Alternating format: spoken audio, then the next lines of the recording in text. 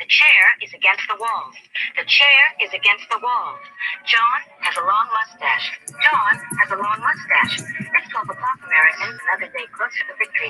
For all of you out there on or behind the lines, this is your song. And welcome everybody to our daily gun show. We come to you live every weeknight and we talk about guns for an hour. So it is episode 1220 on 11. Oh wait, it is episode 1220 on 11202020. You're welcome. So it's almost binary, except it's not. But this show is live, unlike a lot of the daytime shows for the babies and the old people. This show's on in the middle of the night for all the hardworking third shifters and honest working people that stay up at night and hang out for real gun chat. So we drop a link out there, and you're welcome to join us, or if you're a coward or you're lazy or whatever, you can just click and be in part of this text chat that happens live as well. So boom, it is Friday. It is episode 1220. We've been doing the show since 2016, and the format now is an open conversation about guns, right? On Fridays, the way we keep the lights on and the way we keep our websites, 300-something websites online, is through sales at our Gear website store, which is one of the websites. And we have things over there like the 4 books that we wrote this year. We have a couple of posters over there. We have some T-shirts. Those are taken care of on the those like build, what are they called? Print on demand type of stores. And then we have some cards that we printed here in the United States that were created live in conversations like this one's over the years. We've got our patches, of course. And today is Free Patch Friday. Every Friday is Free Patch Friday at the store. It's a way that we encourage people to buy stuff and the way that we have some fun. None of our patches are cheap. They're all outrageously expensive, and that's because you're basically helping to keep the lights on. You know, you're paying a couple of bucks for the patch, a couple of more bucks for shipping. It actually costs more to ship the things than it does to buy the things for the most part. But then all that extra money goes to help keep the lights on and keep the furnaces fired up and the internet bills paid. So we're able to, when people buy more than one thing, we're able to throw free stuff in there. So we're happy to do it. We have some fun with it. And today, I'm going to go back to where I was and open up the pictures. We're late here today because I've been looking. Oh, I should open it up in this. I should open it up with Microsoft Photos, which doesn't give you as much of a border around. So this is what's left of the patch panel after some of the pickings. Let's see, can I just go through like this? I think I can.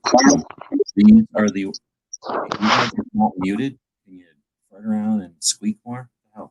So this is the orders that have come in. 1, 2, 3. I think it's 9 orders, but there should be 1, 2, 3, 4, 5, 6, 7, 8, 9, 10, 11 orders. My bad. But this is actually 2 orders crammed onto this pile right here. So we can, well, I was actually going to go take a picture of these things, but I don't have to.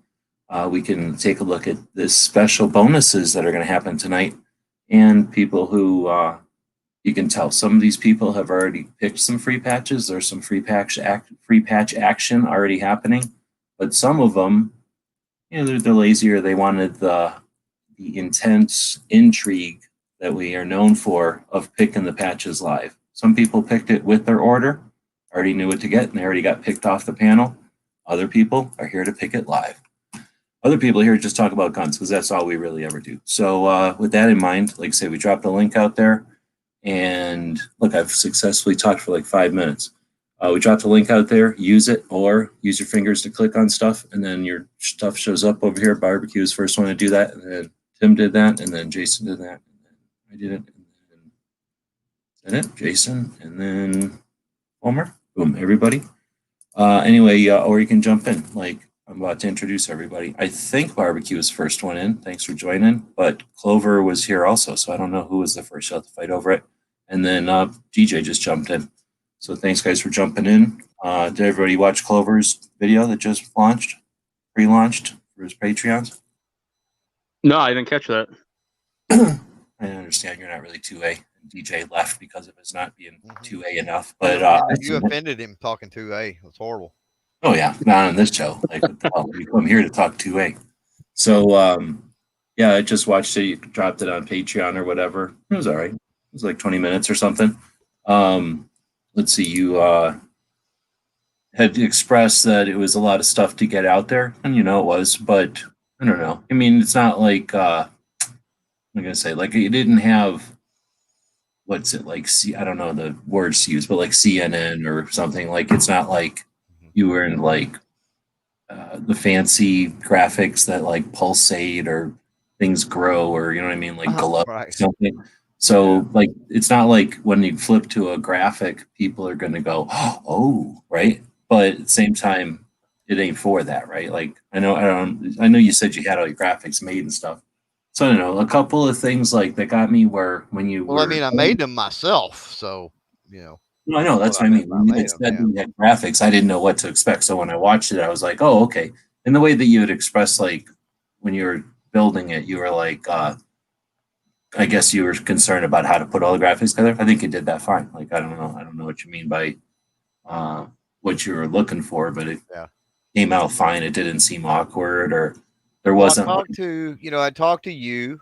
I talked to uh, a few of the Patreon folks. I talked to Ghost. I actually talked yesterday morning, maybe, or a couple days ago. Talked to Jared. Guns and Gadgets. For those who don't know, um, talked to him because I did want to use his video. Kind of clickbaity, there at the first.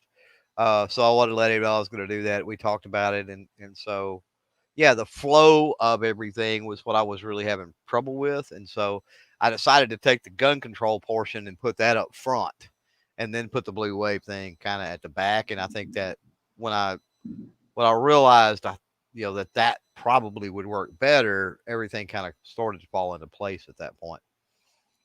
okay. See, I knew that you were, like I say, kind of the way I understood it is you had a bunch of pieces and it was like Tetris to you, and you were trying to figure out how to put the Tetris pieces together so that it Right. made some sense or that it flowed or something. So, as far as that goes, it flowed. The only thing I was going to say is when, oh, I don't remember, like quite a few times you've got the red and blue sort of boxes, right? And it'd be like 2010, 2011 or something on the left. And then it would be like R&D at the top, right? You know what I'm talking about? Because you made them, you know what I'm talking about. Right. There's a bunch of different graphics like that. That I didn't quite understand. Like I knew what you were saying, but when you like, I don't know, I was not necessarily sitting here watching it. I've been cleaning out the. Oh, about to Right. talk about that. I've been cleaning out the robot, but when I was looking at it, because you'd say something and I could tell you were referring to a graphic. So I came on back in here and looked at the graphic, and I don't know. I don't know what the hell to do it different. I'm just saying that part wasn't necessarily obvious at front. After about the third one, I was like, I guess I get it, but I don't know. Maybe see, I don't know. I don't know what you were trying to say there. What I guess about the flip, like because it was just data, I didn't see what the action was or what the flip was that you were trying to illustrate. I'm guessing it Uh, had to do with where the red and blue were, but mhm. that's all. And I don't know if I'm just dense or, but that's just my only feedback. The only negative feedback I got. Otherwise, it flowed fine, and I mean they made it all was appropriate. So I don't. I think it was. Oh, the other thing I was going to say, but I already told you this, is that it's super long, obviously. So chop it into whatever, take a slice or two here and there so that people can use them as blurbs or point to those and Mhm. then flow it into the big one where it needs to be or whatever. Like you were saying, check the chapters out or whatever. I'd Yeah, still like I cut a haven't. couple of prime slices out just to Mhm. have a couple of steaks to put down as what do you call them, like appetizers. Yeah, I haven't put the chapters in yet. Um, still working on that because that requires going through it and figuring out where those need to be. But yeah. So that's one of those things. If you want to jot this down for future work for yourself, Hmm. putting all that kind of stuff in, putting in the what are they called now? Shit, what are they called? Cards, maybe whatever the things are called, where you add stuff to behind the scenes on YouTube.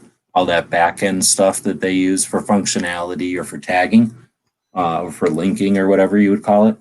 And it's necessary slash appropriate because since they added the feature, they are going to favor channels that use the feature. But I guess the understanding all that, how do you weigh all of that to all the time spent doing that when you never know that like 8 months later they're going to switch it out and they don't care at all about that. And now you just sunk a lot of time in there. Right. Or like everybody's now taking the move from Instagram to Parlor, and I'm noticing it now. Especially, I did an upgrade on Instagram, and they moved all the buttons from the bottom to the top. Yeah, I hate So that. everything at the bottom is the store. I hate that, and it's taken forever to do anything, and I can't find my comments, which is the only thing I care about Instagram is to like see what people are saying or whatever. Yep. And replying to stuff like that takes forever, and you have to go to the top to find it. So you have to move your hand on your phone. It's ridiculous. So You know, I see why people are leaving. But what's when you do that on YouTube, I guess jumping back to the other thing to finish it, when you do all that stuff on YouTube, and let's say you move to Gunstreamer, that's just a lot of work that you've left behind. Anyway, that was a thing for a future show if you're ever looking for that. Instagram, it's interesting. Instagram moved their ad button basically where you click it to add a post, make a post. They moved it from the bottom to the top, but YouTube moved their create a video button from the top to the bottom.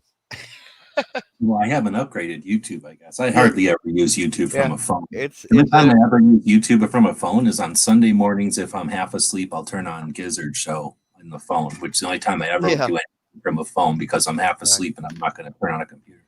right. I just find it interesting that one of them did one way and one did it the other. It's like that doesn't really make any sense. I But wouldn't be surprised if they do it just to screw with each other, or almost in collaboration, like they're Right. doing it anyway. But it could also just be.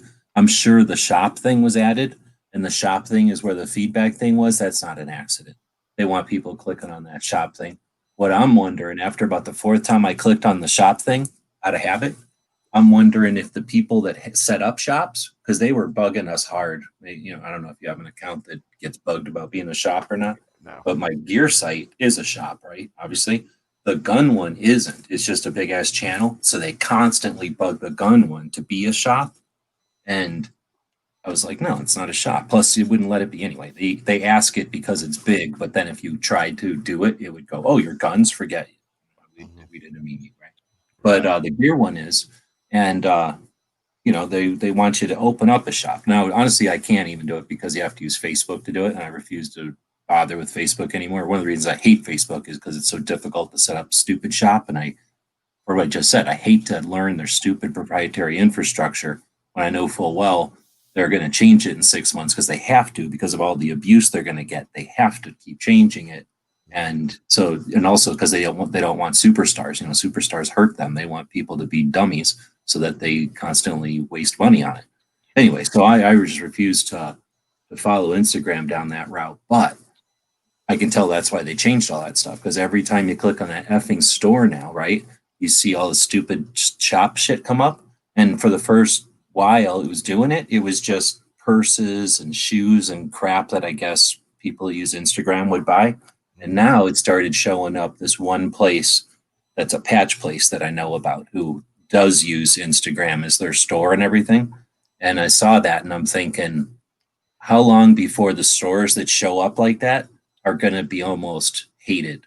It was almost like when YouTube, people don't remember this, but YouTube first started showing ads, and it was like USCCA and a couple other people were taking up, YouTube's opportunity and started putting ads up, and people hated them. They got so, like, I bet you people would have canceled their subscription if somebody would have asked them, because they just got so sick of seeing the same ad for 30 seconds, sometimes where you couldn't click out of it. And it backfired on them, I think. Like, you don't want to be sometimes the first ad in a place, especially when it's just like, like a billboard right at a dead end, like a new dead end, or, a billboard right behind a new stop sign. So every time you get pulled over, you're seeing your billboard. There's just like some places you don't want to advertise. And I'm wondering if it's going to turn into that. Like, people are going to see the first things every time they go to check their Instagram. Like, damn it, there's that store again. Damn it, there's that store again. Like, and then it's just going to be in your mind, like you're the one that caused this. Like, you're the one who's helping Instagram. Instagram did this because of you. Anyway. So yeah, I kind of started all that because everybody's leaving Instagram, going to Parlor, and I've noticed that not just the Parlor, I'm going to Parlor crap, but like Instagram's a ghost town. Like, a lot of the channels that I follow literally left. I'm thinking they're going to come back because Parler's so lame, but we'll see. Maybe they left because they really think, I don't know, like all they want to do is talk about politics, I guess. Well, Like, you know, of all people, the channels I follow over there, nobody says anything, and the only people that do say politics stuff.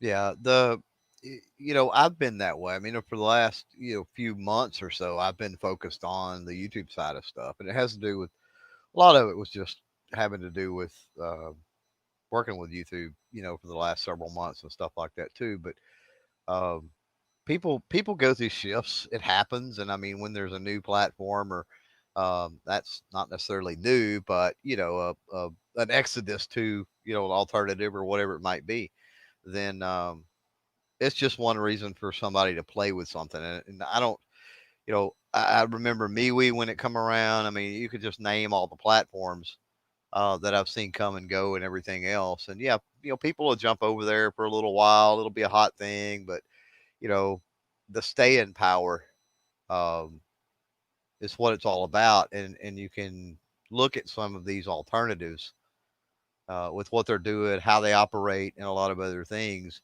And usually you can judge whether or not they're going to have staying power or not. Instagram's one of them things when it come around. If you were around and using stuff and everything back in the day when Instagram first hit before Facebook ever bought them, there was something about it that you could just tell it was going to be the thing. And then of course when Facebook bought them, that sort of solidified it, right? Because the money train was there at that point. Yeah, I don't even know. That's a good point. And I guess I was there, so I must know, but I haven't. I don't know if I was putting much attention to it because I think we were doing gun channels and like everybody was having a good time doing stuff. So I think I was literally just taking what's the word, taking it for granted what Instagram was doing. But that would be an interesting thing because I don't know really. As you said that, I'm not sure what changed when Instagram or when Facebook took over, other than knowing that it was no longer what it was, that it was now, got Facebook behind it. It Yeah. really didn't add anything except for the dumb stuff like the Snapchat wannabe thing and Hmm. the little circles. They didn't really do Well, anything. I find it comical. Another one is MeWe that a lot of people have, made an I exodus just joined a MeWe. I like it so far. from Facebook over to MeWe. Well, here's the thing: I've been on MeWe for 5 or 6 years. Yeah, I really like So, it. and How do you I've like it? been and I've been posting on MeWe for 5 or 6 years as well. I mean, as long as I've had a channel, and um, it's comical because all of these people are, I'm going to MeWe. Check me out on MeWe. I'm moving to MeWe. But I don't see any difference in what's going on MeWe from 5 years ago to today. But yet all these people, I mean, I'm getting friend requests, you know what I mean? Or whatever it is, contact request. And I'm adding to my contacts there and things like Well, that. But as far as stuff being doesn't do anything. posted, as far as stuff getting posted and whatever, I'm not seeing people Well, of using course. it. Yeah, no, that's normal. I mean, that's like you just said, like the platform isn't magic. It doesn't do anything. It can Right. only hinder, really, right? It can have something clever, it can have something unique, I guess. It'll get copied. And they all have their flavor, right? But I don't think any of them were like magic. It's the people that make the platform. So yeah, you're right. Like you could have the best platform in the world, like Gun Channels was the best platform ever made.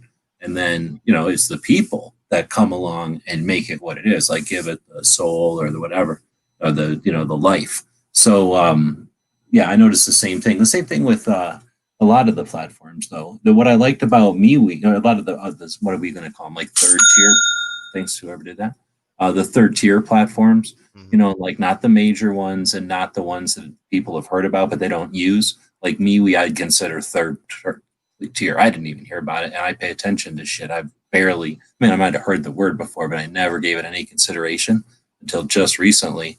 But so I went over and looked at it, and I thought it was going to be like a Tumblr or something like that, like just a crude one-trick pony thing. But it seems like a pretty Mhm. developed, capable little platform. It's got a calendar. It's got the socials and stuff. I thought it was like a cleaner Facebook, really, like a just the bones and muscle of Facebook without all the bullshit. Right. And I might be wrong because I have not used it. I've barely set up the account. But the main thing I liked about it is that it seems like it's got some usefulness. It's like an actual tool that's got some ability to communicate and network and whatever, chat over there. There's chat rooms and stuff, it sounded like. Of course, everybody's definition of a chat room is different, so I don't know what it actually is. It could be just like a text chat or something. But it's all about there's nobody over there yet. So once people start using it, and what I'm kind of liking the idea is with everybody leaving Instagram, as much as I don't want to see just another social try to replace it, or everybody just go to the next social as if socials are the only things that we can do online. Remember, the good part about YouTube or the good part about Instagram was the beginnings of it. So, it'll be interesting to see which of these take off.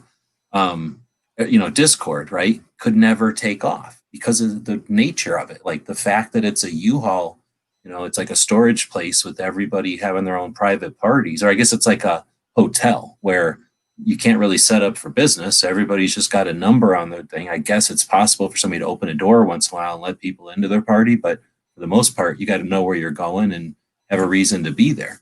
But MeWe is more like a little Facebook without all the BS. It looks like a little powerful place where you set up what I didn't like is what you set up an account on MeWe. It's about an individual. So you set up an account as like Clover, but if you wanted to have Clover Tac project page, you have to pay like $2 a month or $3 a month or whatever it is.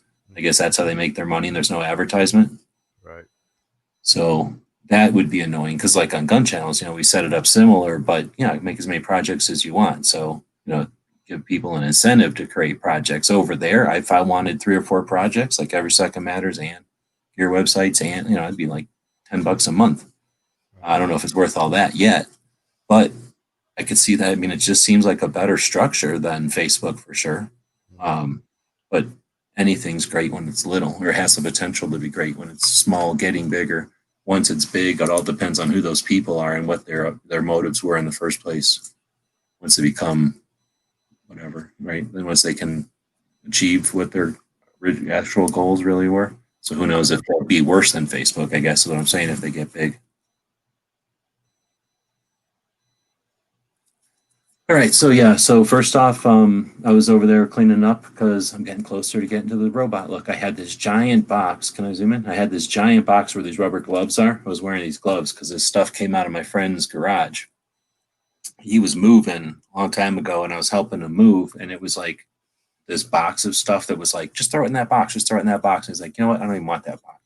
So I'm like, hell yeah, I'll take that box. It was mostly like screws and I don't know, like crap like this Velcro thing that ties wires together. It was mostly garbage. But anyway, I was going through it and I found a couple of things. And more importantly, I cleaned off this whole section. I put this plastic thing here, but this whole section was that box before. And this is the robot and the thing that it lives on. So I'm getting really close. This is all these are pieces of metal I found garbage picking. Those I just got to shove somewhere. All of this is just sandpaper. It's just that I got it all messy. So as soon as I either put that in a different pile somewhere else, or I'm probably going to try to buy one of them paper sorter looking things and put all the sandpaper on that paper sorter, I'm done. Like my robot's back to being a robot again. So anyway, that's good news for Erstwhile if he's out there. He's been keeping up on it. You'll notice there are a couple of things that the robot has made that will go out to people that already bought them. Like 2 years ago, whenever I got the robot, they were there. They were just underneath the stuff. But a couple interesting things that the robot has made. All right, so we get to the orders over here, and Tim's sees his order. Other people are seeing their order. So yeah, I started putting the orders out mainly so I could keep track of what patches were which. And I ran out of blue again. I keep running out of blue. I use too much blue in the stuff.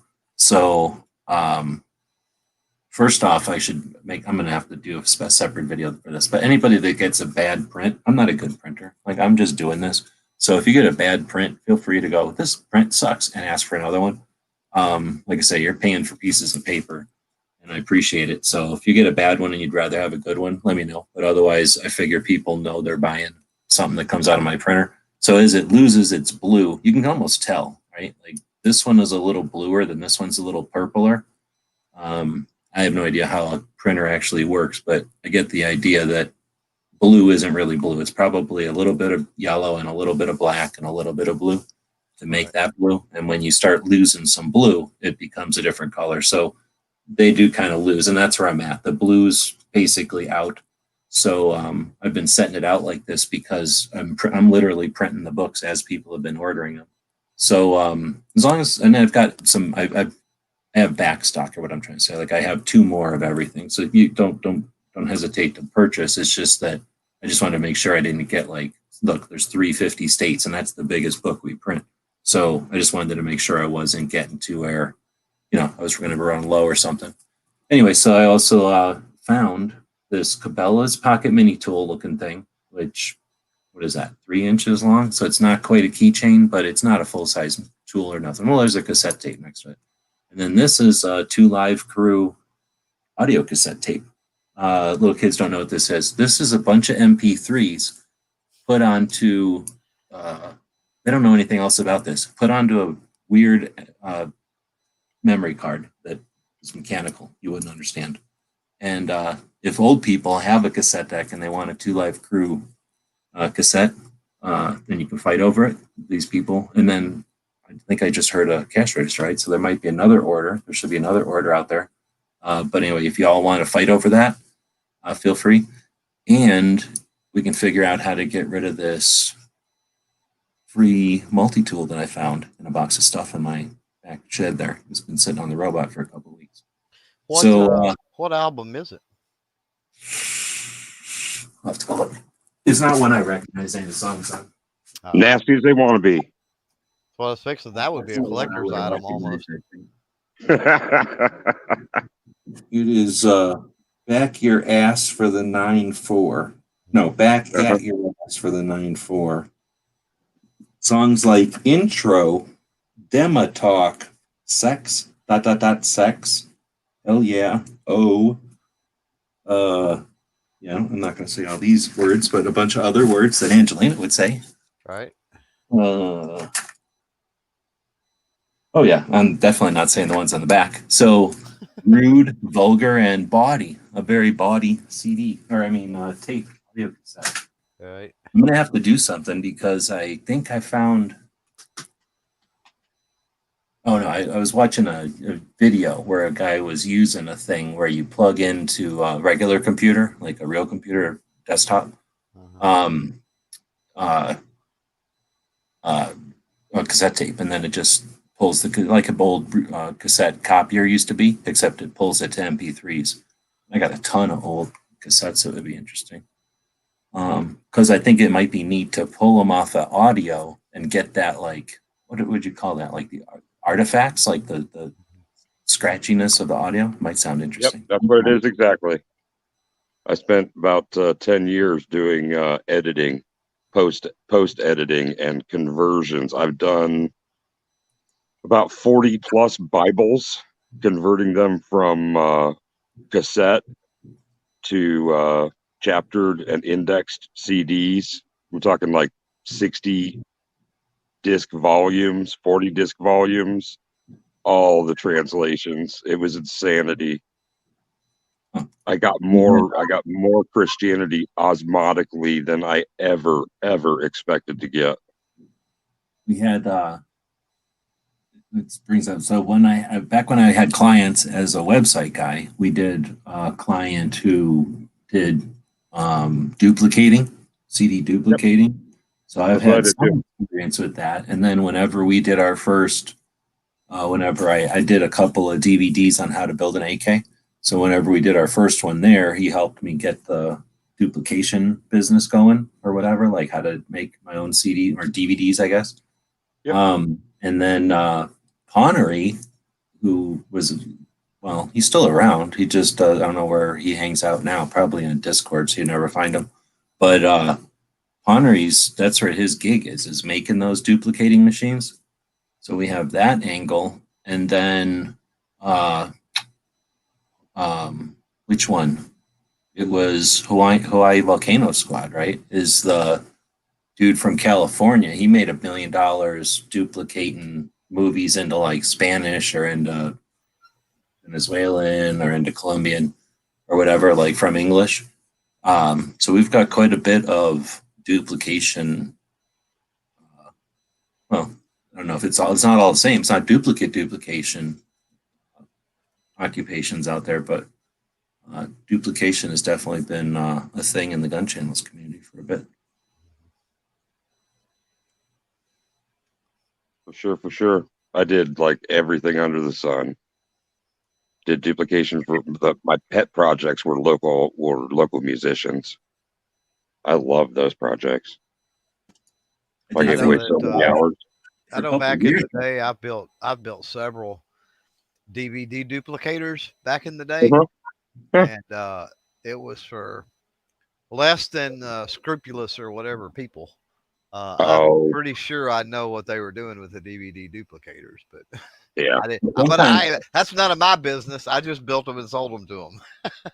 well, I Yeah. would do a thing where I had a client who did a radio show on Sundays. So you had to buy this thing from Radio Shack. It was the only place you could buy it. And it was an AM radio that had a wire coming out of it, and you could plug it into your computer, and it would pull AM radio into MP3s or something, or probably MP3s.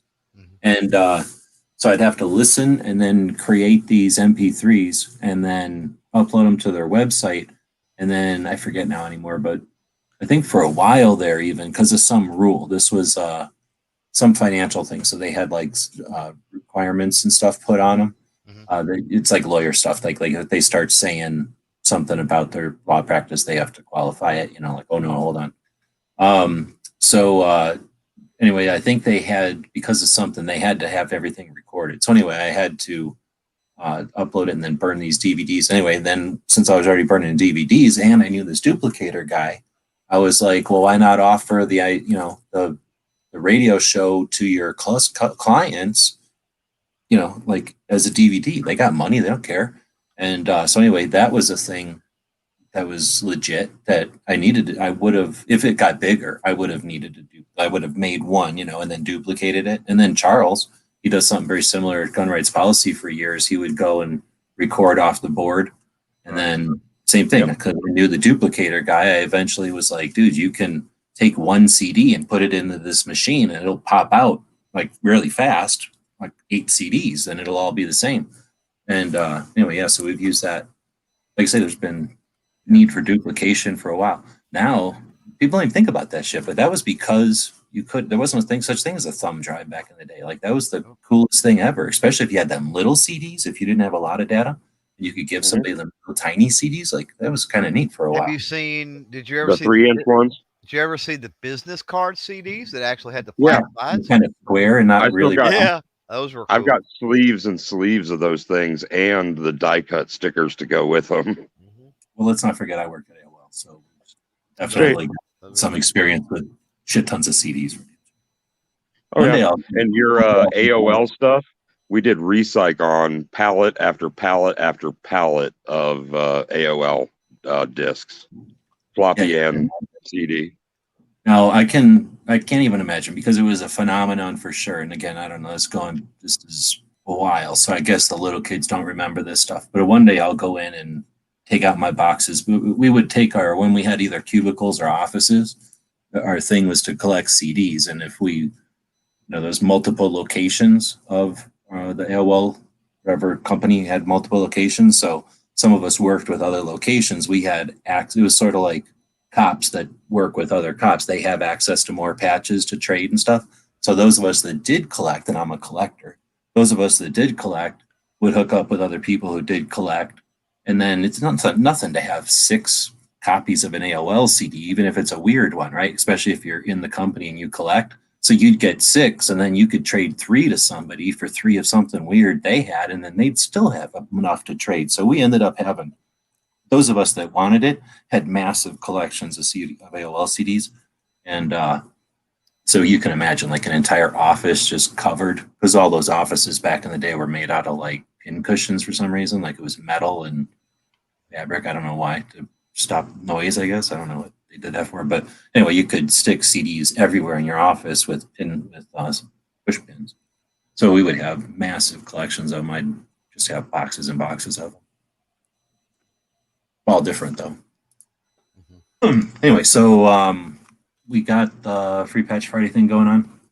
A couple of people have mentioned what they wanted. So I'm going to do my thing going back and forth here and move those to where they need to go. So, like I say, most of the people that you can see have already got stuff distributed, pick stuff already. We're going to go to this panel though. And I think Tim was the first one to say, to claim something, right? Join the conversation. And he goes, before they're all gone, I'd like to claim the AK bolts, or one of the AK bolts. So I just need to figure out which one is yours over there, which I don't think I did, but I think I know. Especially because you say you got one that's the same as somebody else. So you got a blue 8, every second matters, and yellow one. I think this is, oh crap. Yeah, this is the one that there's 2 of these orders, I think. Or is it 2 with stripper clips? It's 2 with the stripper clips and every second matters. So I guess I don't know. I'll have to look while you guys are talking at my other screen here and figure out which thing to put it on. But you got a bolt face coming. Nobody would claim those. There are 2 of them. And then, oh, that's when we're talking about Instagram. And it looks like someone else. Yep, you guys are talking about that. So then I just placed 2 more orders. I'd like to request the German flag patch. Somebody's have to help me. Which one is the German? Is this one German? I think that's German. Then the blue internet media. Right on. And then a yellow PVC. So you mean one of these? These aren't really yellow, but they're sort of a tan color. But yeah, no problem. So boom. So that's Chris and 50 states and a 40. Okay, right on. Thanks. Anyway, so if anybody else is out there and has got some free patches coming, let us know. Otherwise, if you guys could take over for a bit, chat about something, then I'll go swap patches around so that everybody doesn't get screwed out of their free patch. Yeah, Clover, I was able to watch about 2/3 of what you posted over on Patreon, and was glad to be able to catch that in preview. I think that the total runtime is not going to be an issue. At least it wasn't for me, and I was glad to see what you came up with, man. It was, great job.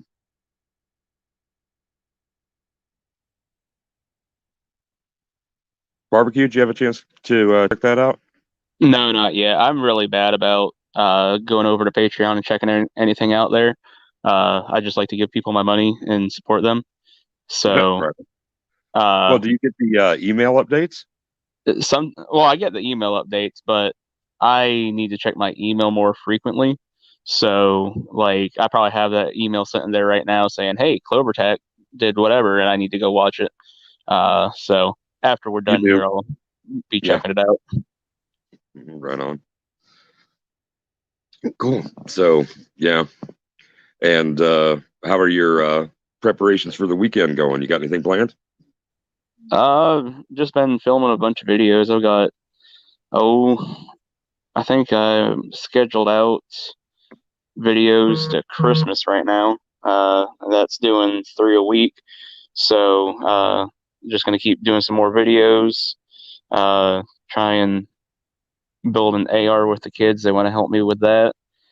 Finally got a couple parts in that I was waiting on, like an ambidextrous safety and things like that. Yeah.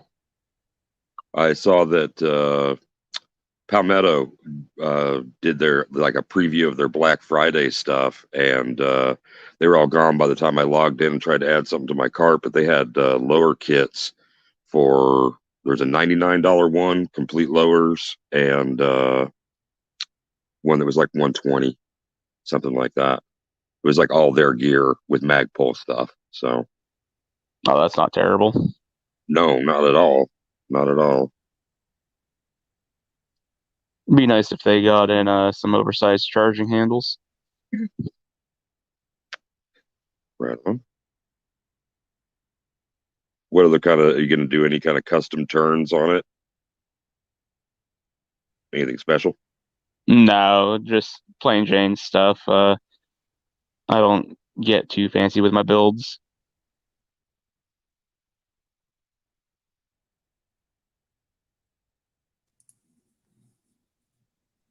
All right. Well, thanks for holding it down there. So I got everybody's stuff around there, I think. And again, if anybody is showing up that has some free loot coming to them, then you'll get what's coming to you.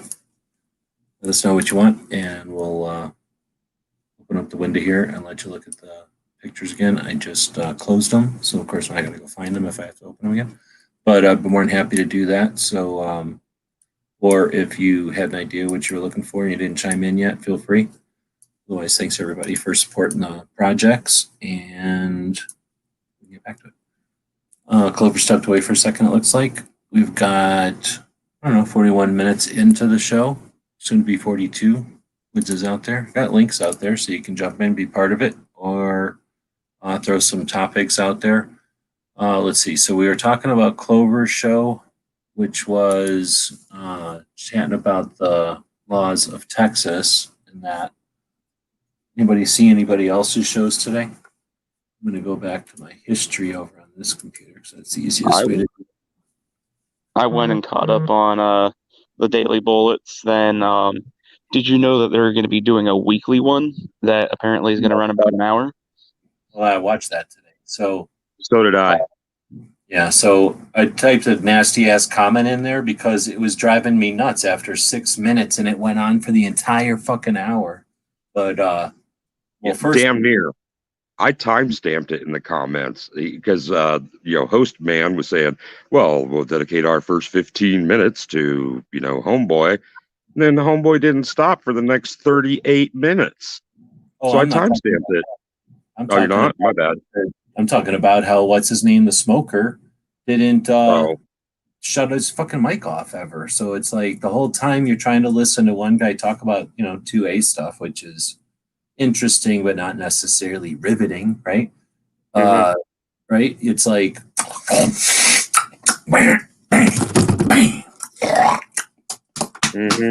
come on, guy, fucking mute. You didn't. Oh, I'm just about to get pissed. I'll say it in the side chat over here, so I don't say it out loud. But let's just say like timestamp 5940 shit or something is pretty effing eye opening. So anyway, yeah, I did. I was wondering if you thought that. Live. I woke up in the morning and it was already. I woke up. Oh, I went to the store this morning, got some food, and then came and paper. Thank you, because people are buying books. And then it was already on. It was already over. And I knew it was coming, but it was something that they scheduled like Monday for Friday or something, Saturday. I don't know. When you schedule something on Monday for the end of the week, who knows, right? They might as well just hide it because no one's going to see it in their feed. They don't know that yet. But that's what happened. They set it in the feed on Monday as a scheduled, and then it just never showed up in people's feeds as an upcoming video or whatever. Anyway, so it went live, and then I seen it as ended 120 minutes ago or something. So it was live sometime in the morning. Did any of you guys watch it live? Well, did you watch it live then, or did you watch it recorded? I watched it recorded. Post. Yeah. Yeah. Okay. Okay. So anyway, I interrupted Shady there. So yeah, he had the guy on for 15 minutes, and then what? You were saying you seen about half of it, DJ? A little bit more. It was out to 38 minutes with the first guy. He just kept going. Yeah, I mean, it wasn't bad. Like I say, it was stuff to listen to. Wasn't thrilling. It wasn't riveting. It was their first show, and whatever. You got to start someplace. Yeah. But yeah, I guess at some point I was like, yeah, it was more than the first 15 minutes or whatever. Actually, I don't know what the point of the show is. It wasn't like let's hit everything that happened this week. It was more like, because we now know that his other ones are recorded, this was more like the one they're going to do live, probably. Yeah. That makes sense. It wasn't necessarily topical for the week, was it?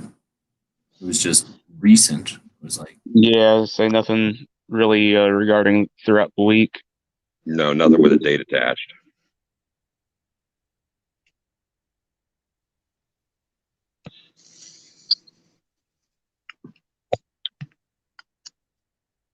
what the hell is he in here right now? you were Lathrop and the. I don't want to start that. That's not a thing. So Jay Stewart said, "Is the Arizona patch available?" I'd have to look at the picture again. The patch is available. I'm gonna go look at it though. So I know something else we could talk about. Yeah. And that is we could go back to Gun Library Garrett's question from last night, being as he asked it kind of late and we were wrapping up and whatnot. Oh, yeah, I was And- half asleep as I remember.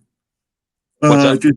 I was half asleep as I remember, but just to go back to Jason Stewart here, yeah, the flag is yours. It is the dark border. When we first started, this was actually the first patch we ever did. Literally one of the first runs of the first patch we ever did, if I remember correctly. And we did them in a 3 different color. We did the Arizona flag in 4 colors because our Arizona flag has 4 colors. And every lazy son of a bitch who's ever done an Arizona subdued flag before did it in 3 colors because I guess they were paying for the colors. I don't know. You don't pay for the colors. You just pay for how much threads you use. So we did it in 4 colors and mainly just out of spite because we were sick of seeing 3-color Arizona flags, right?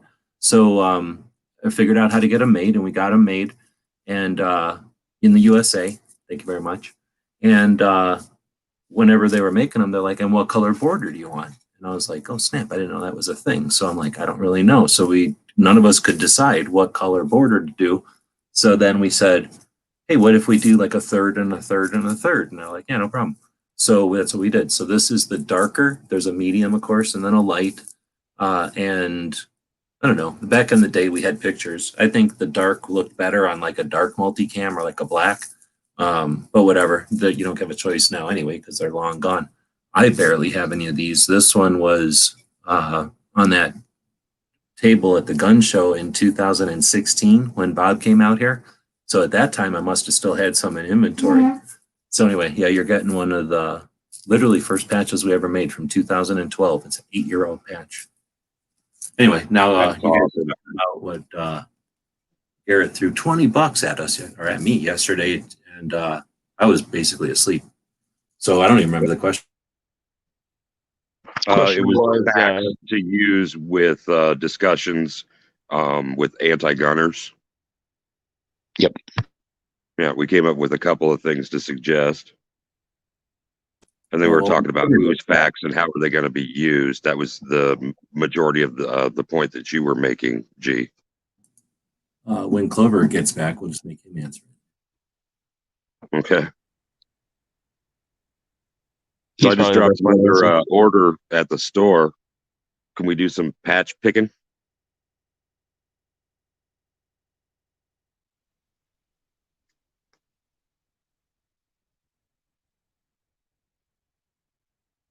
Go ahead, barbecue. What now? I was just dropping that flag on there. Those shows are off. You feel even having to be in earshot of that Ian Woods guy? Yeah, he's pretty annoying.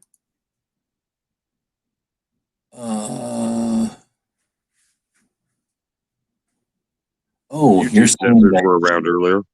You're saying that you're having to watch The Housewives. I thought Chris was saying that he was feeling bad for us because we had to hang out with that guy who is hot garbage called P.N. Woods.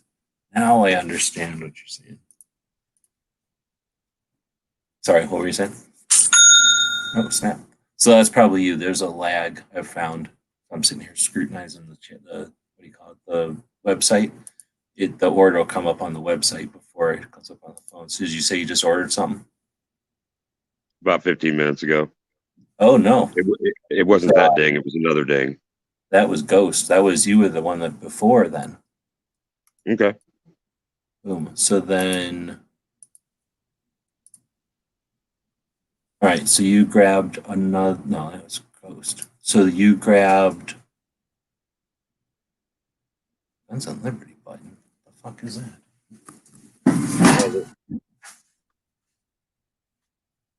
The first order was Cow Skull, a Shooter's Almanac, and another set of strippers.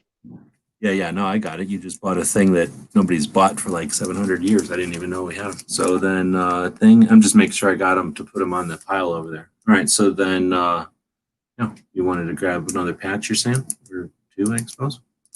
Oh yeah, Up the, original new gun media and wait, the green. you're saying the one that was factory made? Yeah,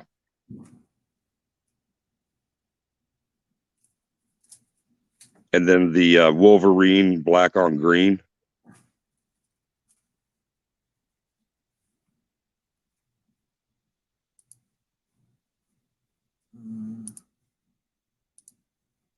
And then, one of these white ones. And then the Wolverine black on green? Yeah.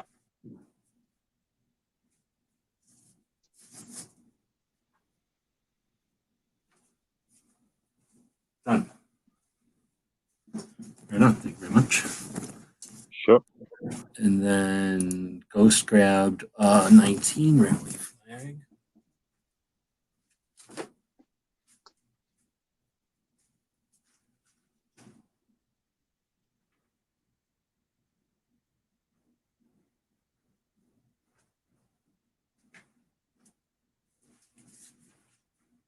All right, so then let's see if he's out there still. So we got a link out there if anybody wants to jump in. Otherwise, we've been doing the Free Patch Friday, pick your free patch that people have been picking. So far then we would have Ghost. We would have, oh, you know who this is? This is, not this, not this. I'm not screen sharing, right? Because I'm definitely looking at emails right now. Yeah, This no, is you're not screen sharing. pacifist. What? I said no, you're not screen sharing. Gun toting pacifist. Tim already picked something, right? Yeah, Tim picked something. I can go off of like I can see from the one screen like who left a comment or not. And then this person who just leaves a name, and I don't know who they are, but do I know who they are? I can't tell from the thing, but the person who is in California and who grabbed two of the books, the AK book, the only person today to grab an AK book, that person, I think, hasn't told me. And then Ghost, if he's still out there. Oh, here we go. I think I have, what is he saying? I think I have, what does that mean? Let someone choose a patch for themselves? Probably he means to say, I think I have every patch by now. Oh, let me grab the thing. You probably don't have all these. Let someone choose a patch for themselves.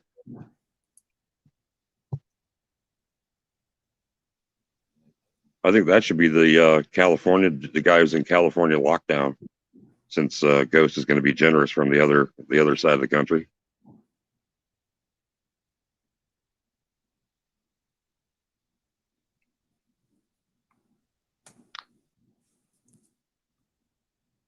Now that I put these things, I put them, here we go. I stuck them in their own folder so that I could go back and forth without running into like every other picture I took on my phone. However, then when I close the thing, boom, doesn't do me any good because then I got to go find the damn folder again. So we're basically got this minus the German flag, minus the blue one. Oh no, you grabbed this internet one too.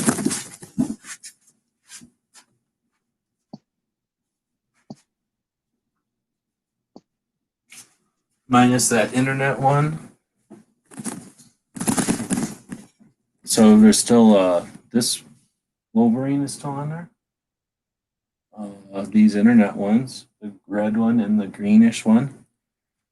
Oh, you moving on to my first order of today? The two flag patches, Arizona and SW40.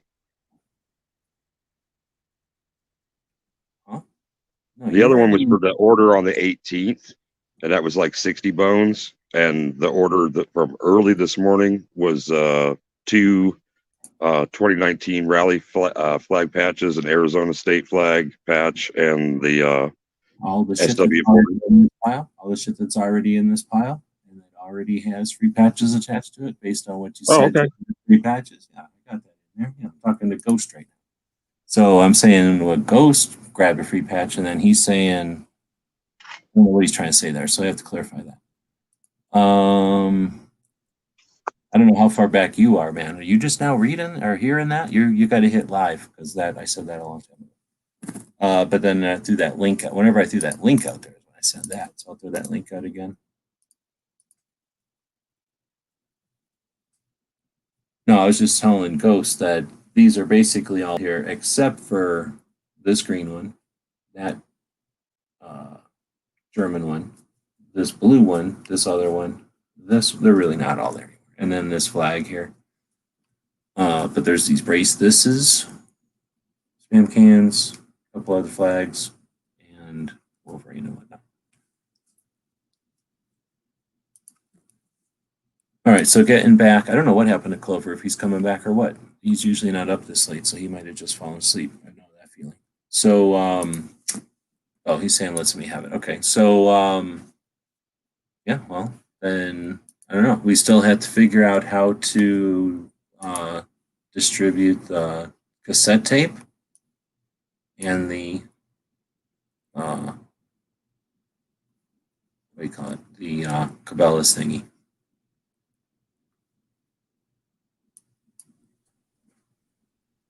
So we could have some sort of chat battle for that, but I got to see who all's out there. So there's what I think now 11, 12 people. I don't know if there's 12 people. There's only 9 people listening, so we'll see.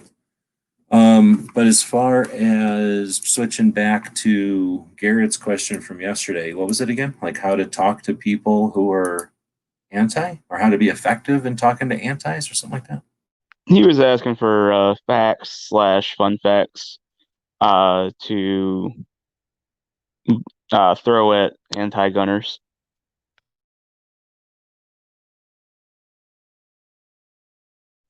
Which I had mentioned last night. I kind of have trouble just pulling that stuff out of my rear end, mainly because when I get into something like that, the conversation that or debate that I'm having with somebody kind of dictates where we're going and what fun facts or facts really. I don't know if they're exactly fun facts all the time, but what facts will be brought up and whatnot. So just to pull them out of thin air, I was finding difficult.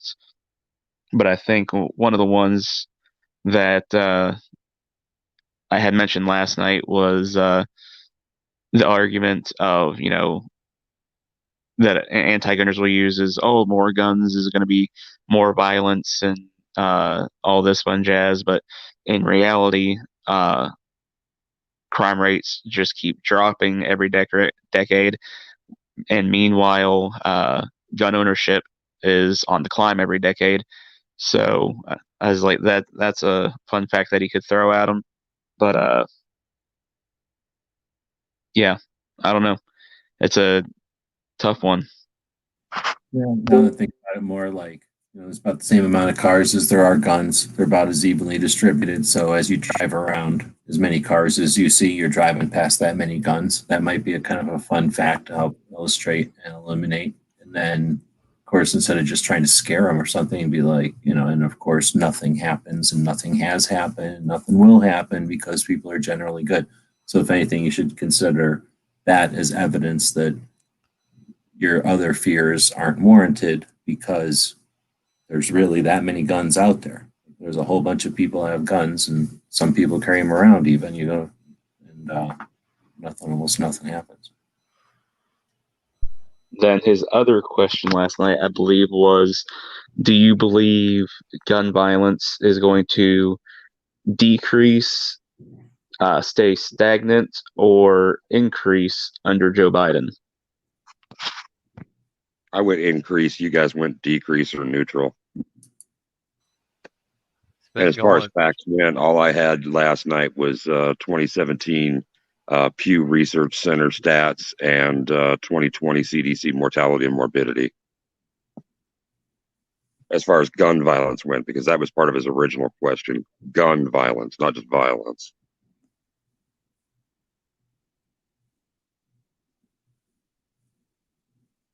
Wondering what I walked back into here. Everybody's talking about gun violence. Yep. Okay, good. So I wasn't sure if you're coming back. I maybe fell asleep. So Not yet. yesterday when I was asleep, I'm still running the show because I do that sometimes.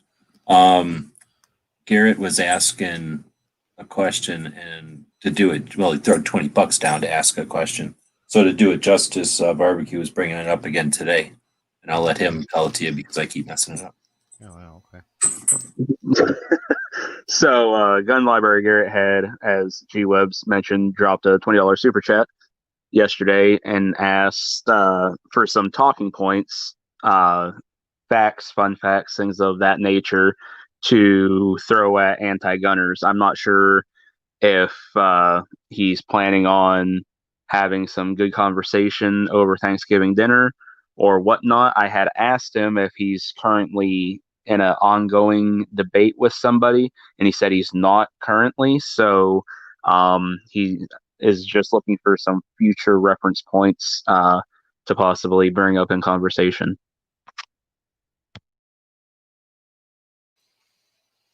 Okay.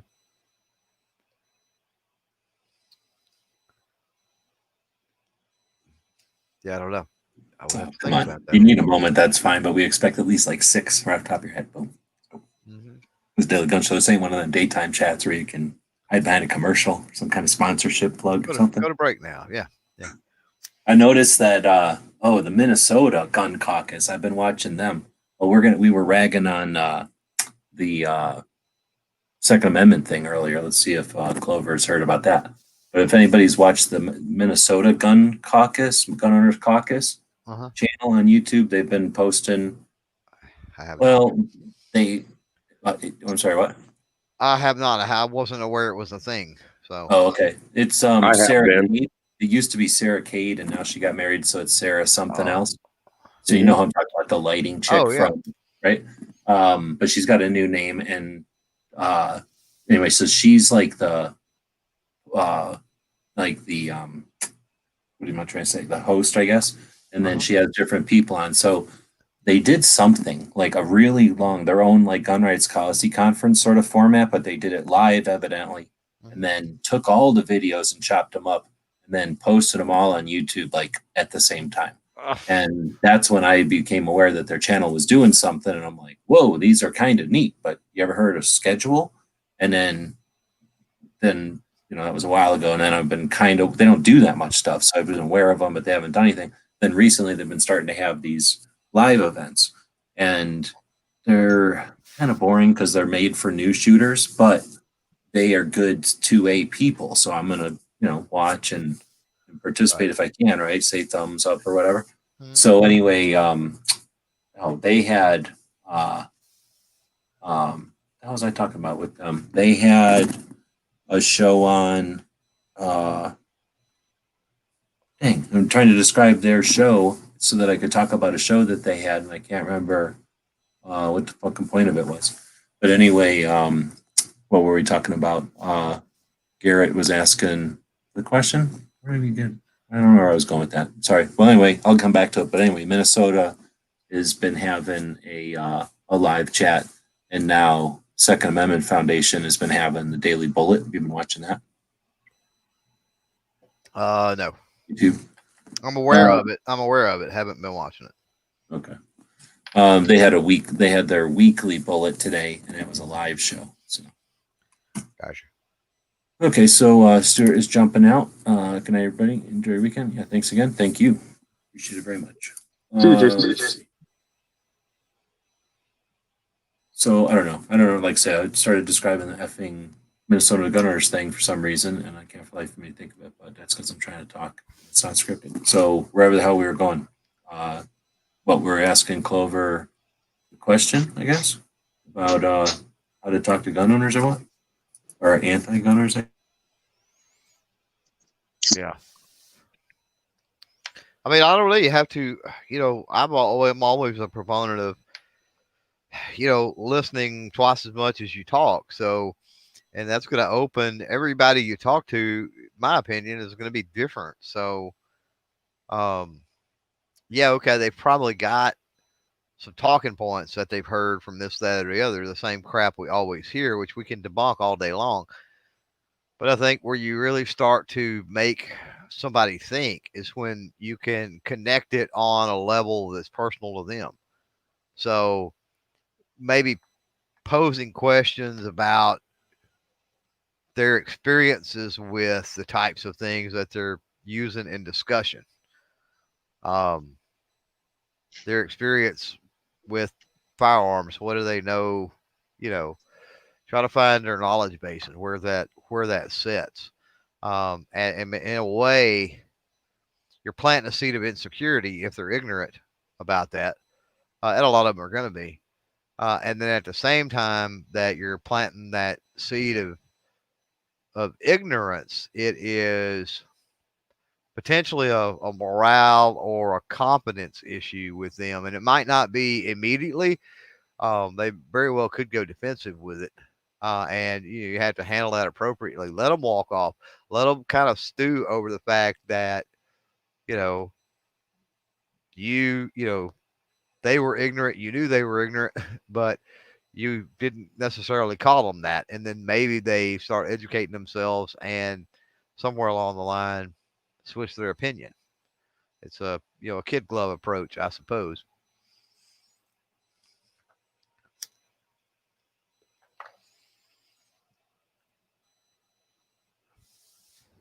Oh, killed the chat with that one. You're welcome. Yeah, it's a tough question. Like you say, everybody's different, but I guess at the same time, there's got to be some, I don't know, like some general way to kind of get the ball rolling or start, I guess, so that you can start to feel out where they are, like some general questions. Okay, you're left or right. Okay, you're top or bottom. Okay, you're round or square. Like you start to get a general idea of their shape, and then once you've got them pinned down, you have a what drawer your toolbox to go to deal with them. You know who this would be a really good question for? Walt.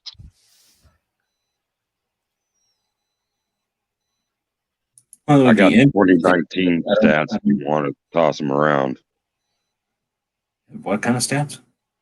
2019 crime stats, FBI and judicial, whatever it is, Bureau of Judicial Studies. But as far as Walt, he's got.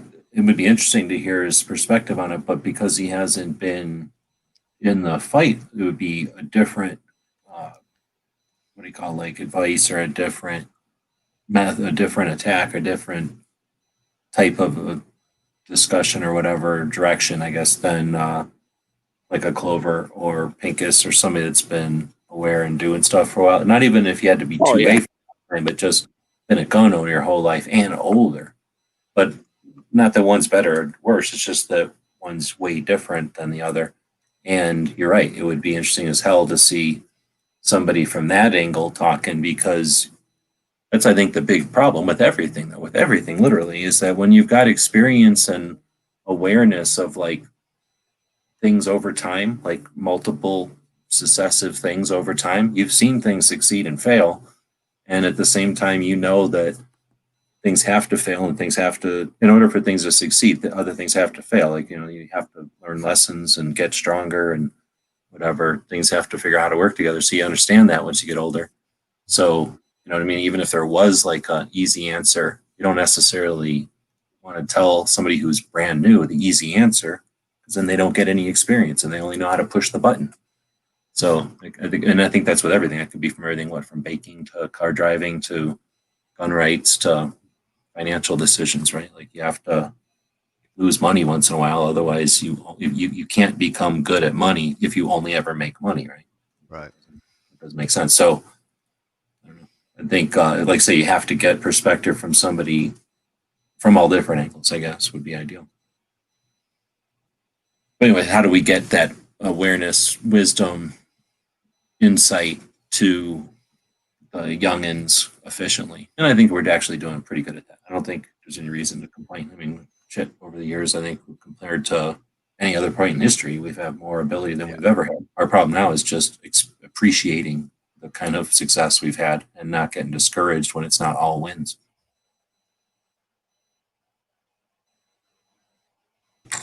Here's a thought I just had also.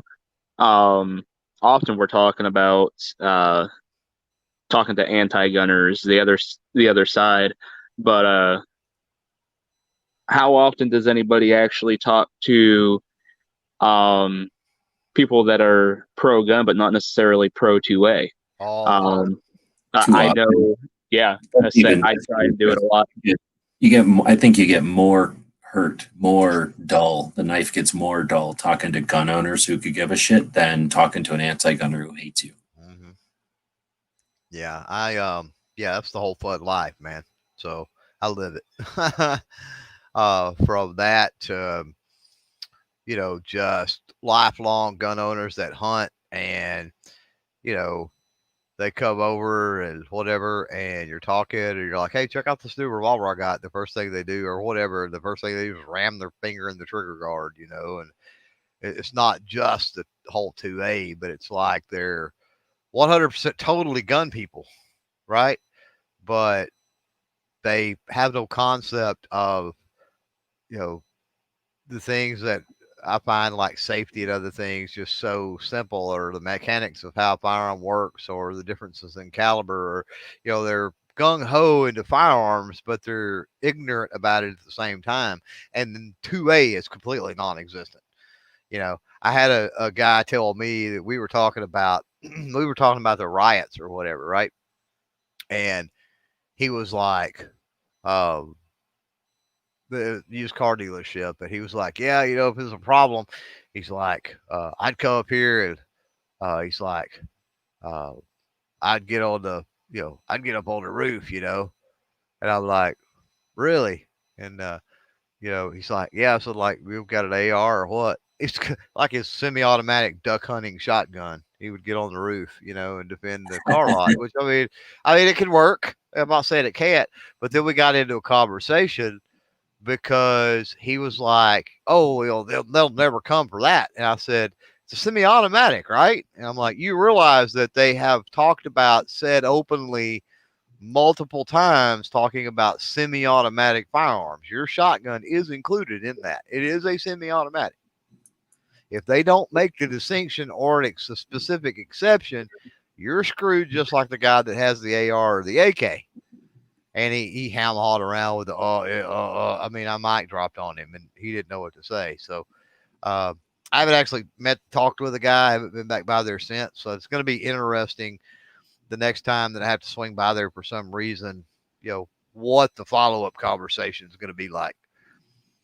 That's something, as you're talking about that, I don't deal with that anymore because I don't go to the gun shop. The gun shop closed in 2017, so I don't have to deal with that anymore.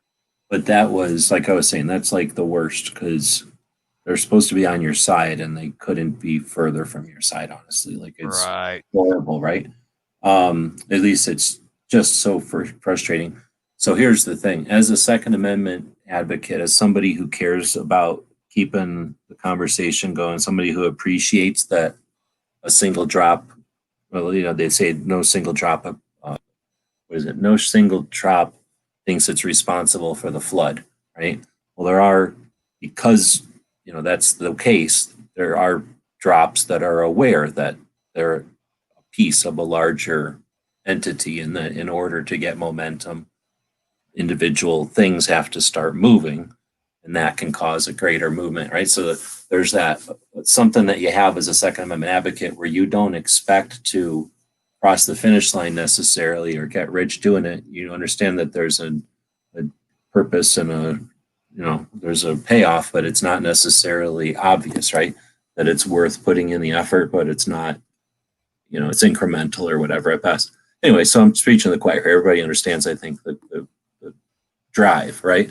And what doesn't get illustrated, at least I don't think I've ever heard anybody talk about, and I've been in a lot of conversations, and I'm not saying I can recall everything from everywhere, but I don't think I've ever had anybody talk about what's it called? I don't know what to call it, like the justification, juxtaposition. I don't know what the word is for it, but in literally you can be in a gun shop hanging out and have somebody come in, and it's not often, but it can technically happen. Somebody could come in who's anti-gun, and they could have a position or whatever, and you could get into a conversation.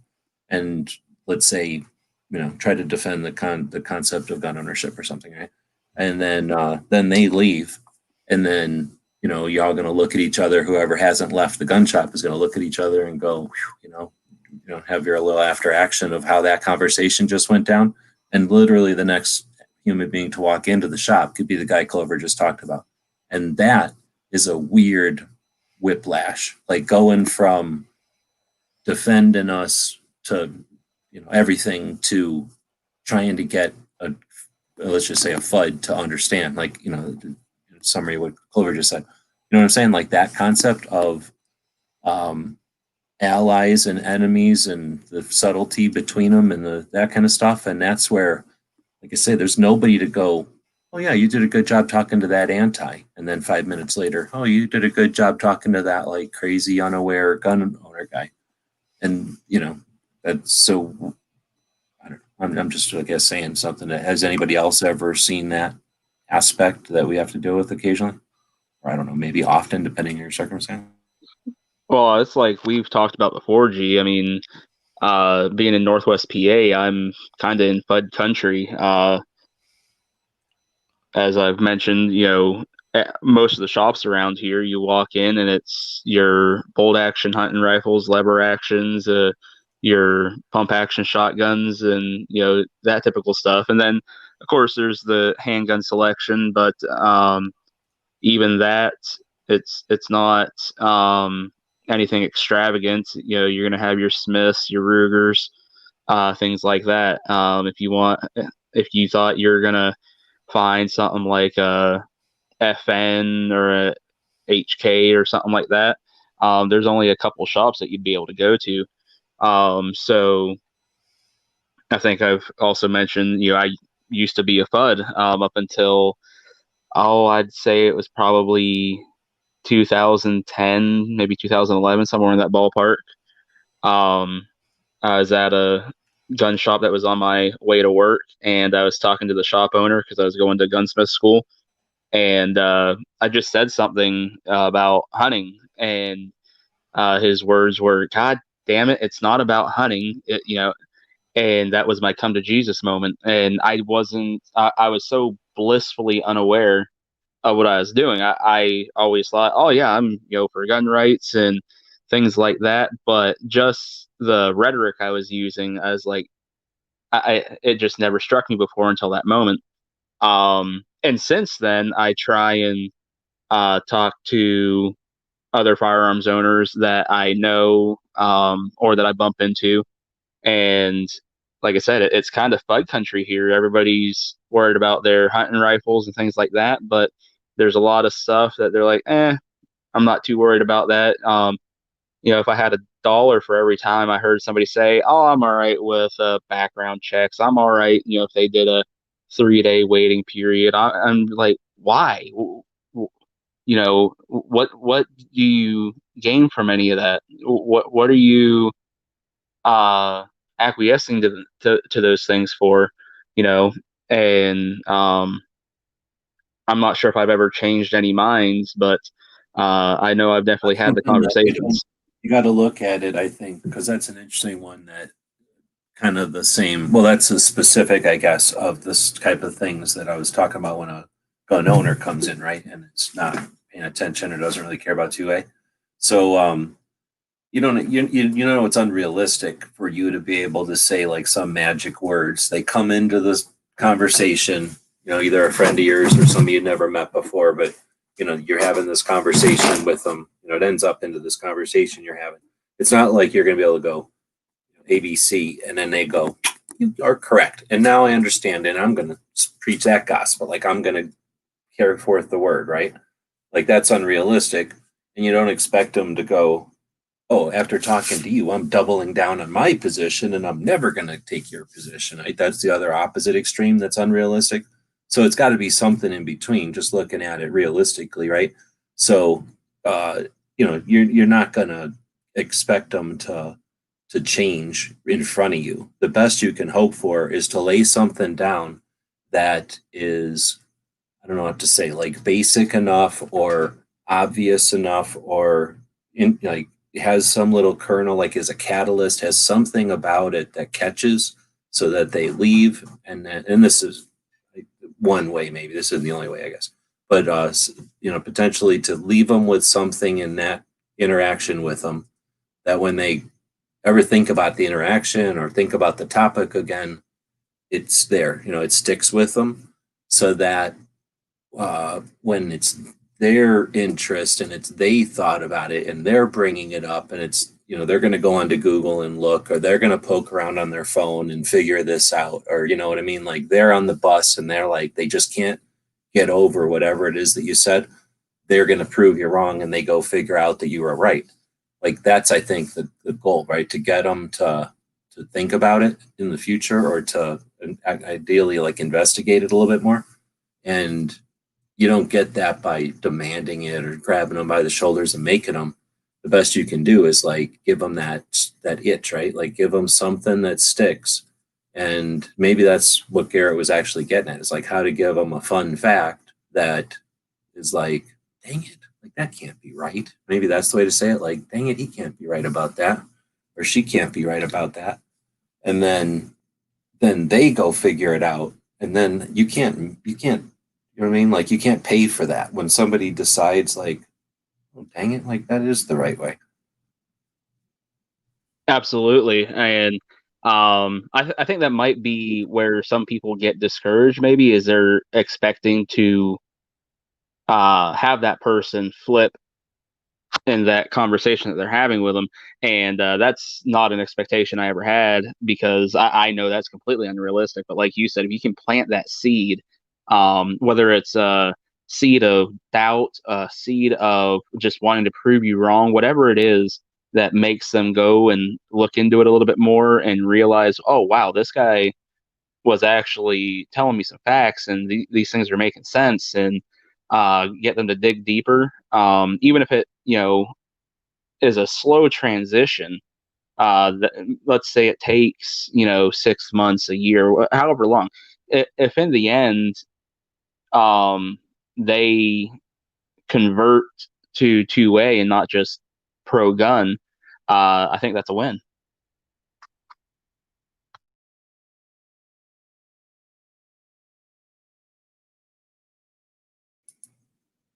Well, I was trying to make Clover solve that when he left. DJ, you had some kind of numbers or something, or was that for Clover? Yeah, I'm throwing them in the chat. Night, Clover. Oh, he left a while ago. He ditched out of here.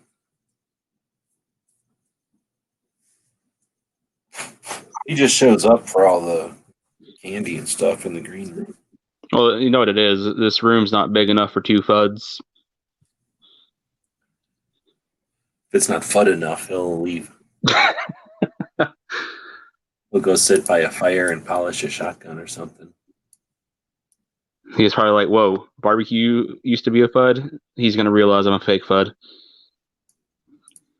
A faux Oh, FUD? that was a wasted 15 minutes. FUD, I like All my that. shit started. What happened? Did anybody in the chat see it? Where are you talking about? Like on the YouTube side? Yeah, the text chat. I don't think I see anything. Weird. I was posting it and it was in my feed, but after this last one that I sent through, which is probably about the 13th or 14th that I did, they're all gone. Did you get moderated by YouTube? Probably. Well, that was supposed to have happened the other night, and I actually posted not long after G put the live link notice on Facebook, and I went on and I was like, today's 11/20/20, and we're having daily gun show number 12/20, and we're doing it at 11 p.m. That was gone. I don't see any of your chats over there. Yeah, that's fucked. I mean, I could read it. It's faster than everything I just went through. and I was putting it out mostly so it would just be there permanently in the chat.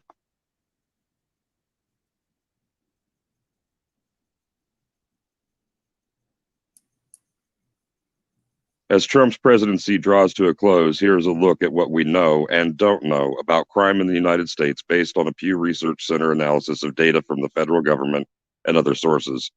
How we did this. Crime is a regular topic of discussion in the United States. We conducted the analysis. Who's this from? Where's this from?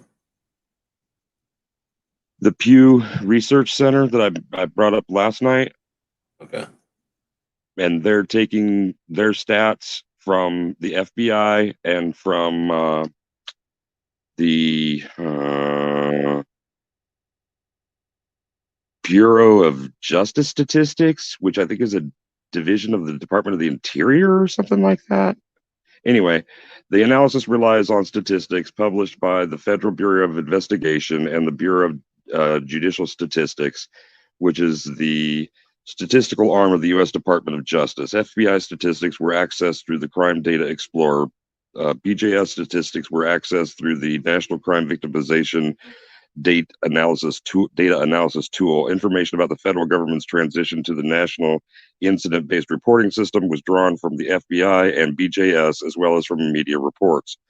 To measure public attitudes about crimes in the U.S., their survey relied on survey data from Gallup and Pew Research. So there's that. And then it just goes into what I was posting was their discussion of how much crime is there in the United States, its comparison to previous reporting years, and the perceived increase, decrease locally and nationally based on party affiliation and age and a bunch of other cofactors. So. Oh, you know what? I'm not logged in under Daily Gun Show. I'm logged in under the big channel. So that's why I'm not seeing any. I'm just seeing it as a viewer. I'm not seeing it as a moderator. Oh. No, I still don't see any of your posts, though. Weird. Yeah, I just typed it, cut and pasted it and had to, reverse out of the longer parts in order to get it to go through, Type anything over there. Type anything over there. Okay. Well, this was I'll give you a sample paragraph. No, don't copy and paste nothing. Just type something in the chat. I want to see if it even recognizes that you can type in there. Sure. You're doing this on your phone or on your computer? Phones. There you go. 1233. Does anybody see that? I don't see nothing. Are you doing it on the Daily Gun Show chat? Yeah. Did anybody see something come up?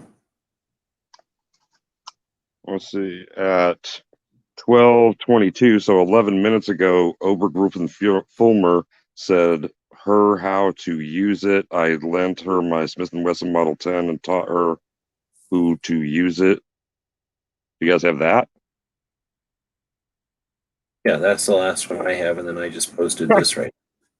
Yeah, I see that. All right, well, we don't have to troubleshoot that shit. It's late anyway. That my stuff will still be around. I'll bookmark it. Well, I mean, I'm just curious why I don't know if you're blocked on the Daily Gun Show. I don't know how that would be. Otherwise, you did something to get yourself blocked on all of YouTube or something. Like, how do you get blocked so that I don't even see it? I own the channel. Like, why wouldn't I? I should see that thing where it goes, so and so tried to type or something. You know what I mean? Right. So and so is typing, that kind of shit. Yeah. Well, usually you see a thing that says like this post was what do you call it? Like, not shown because it was whatever held for review or something. Like, you'll see a little indication that something happened, and then you can click show more or show me the post if you want to, or you can just delete it or something. But I'm not even seeing. See, nobody's seeing it. Well, if no one would see it if I'm not seeing it. But I'm logged in with Daily Gun Show over here, and it's definitely not seeing it over here. But I'm not even seeing it here. Like, if somebody typed, I don't know what you could type to make it disappear. Like, type a swear maybe, or like in all caps. If you typed in like FFF, I don't know, like just some dumb shit in all caps, it might show up as like this comment has been hidden or something. But you're typing right now, and we're not seeing, like, nobody's seeing it. I'm not seeing it as the user. That's weird. You see What's that? No. Said violent crime was very important to their vote in this year's presidential election compared with a far smaller share of the Joe Biden supporters. No, well, if you're typing in a giant paragraph and you're rate blocked, then it's definitely not going to let you in. But if you type in like hello and enter, you know what I mean, like one word, then then it might let us see that. But quit typing in like whole giant paragraphs. If it thinks you're spam and you keep typing in whole paragraphs to test, you'll never get, you know what I mean? Yeah, thanks, man, for jumping in. Hopefully, it give you something to do when you're recouping there. But anyway, so the other thing I was going to say is whenever you're trying to drop data, like numbers and stuff, I don't know what you're looking at there because we can't see it, but more than likely it's going to reformat when you drop it into the text chat because the text chat is, it's going to strip away any kind of indentions and tabs and anything like that that gives it any kind of rhyme or reason usually. If it's coming off a spreadsheet or some kind of a grid, it's going to be even wreak more havoc to it. I copied it from an HTML source, the web page, as text on. Text so then that would have been a little easier. But anyway, I'm just saying that when you're just looking at data by itself, it can be what do they call it? Like the set and setting. It's like the method or whatever they call it, the delivery. So if they're talking about like this case, the number of deaths or something, it's possible for whatever to illustrate a point. Like here's my point and here's the data that I'm using to represent it or whatever.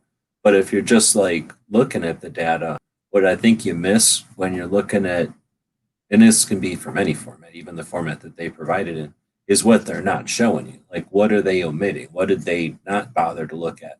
And that's one of those things where I think that, especially with gun stuff, is where we fall into the trap of taking it at their word. I don't know if it's the word, like taking the scenario at face value. Is that the way to say it? Like, they come at us with like, here's a bunch of things and guns are the problem, but we hardly ever go, in what world is this? Like, what's the physics of this environment that you've suggested this, you've given us this option. We have to do this or this. Well, like, why? Like, in what world do we only have these 4 variables that you're bringing to the table?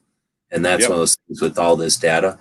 So that's one of those things how you determine if they're pro-gun or anti-gun with their data also, right? Like sometimes they act like they're right in the middle, but then you're like, but you're including, let's say something exaggerate just to make my point, because this wouldn't be the thing, I think. But if they included suicides and they were going around doing their thing, but they never separated out suicides, you might say you're impartial, but you're an idiot or you're not impartial because you're including suicides in these violent crimes, and that's not it's not genuine or whatever the word is. So you know what I mean? Like sometimes when you see the data in the report or in the website, I guess you can kind of see what they're missing or see what they're working around.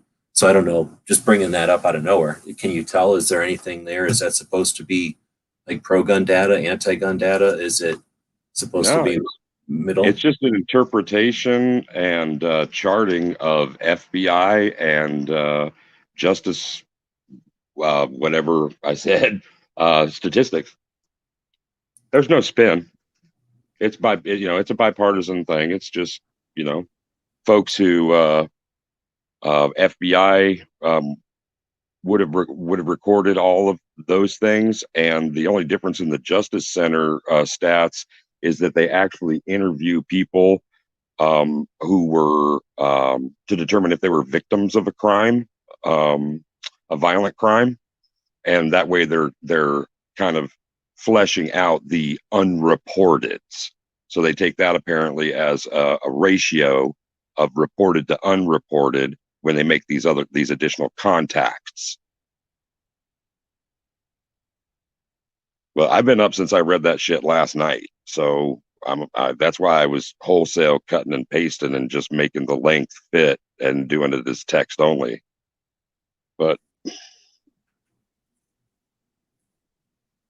It's weird. I wonder, I don't know any channels that I'm blocked on. You would think that if you're blocked, it would go, you're blocked. We're putting this in here. Like it's not Yep. like when you're posting it, it's showing it's in your feed. It was, yeah, until the very last one. And when I looked up into to see it post, where it switches from the text window into the chat screen, and then there was just nothing there anymore.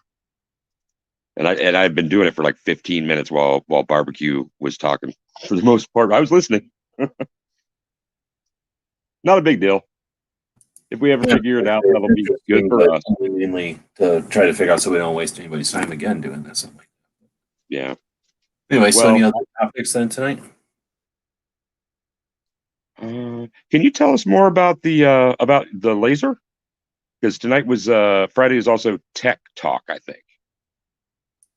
I don't even know. I haven't heard anything about the laser. You mean the laser in California? Yeah.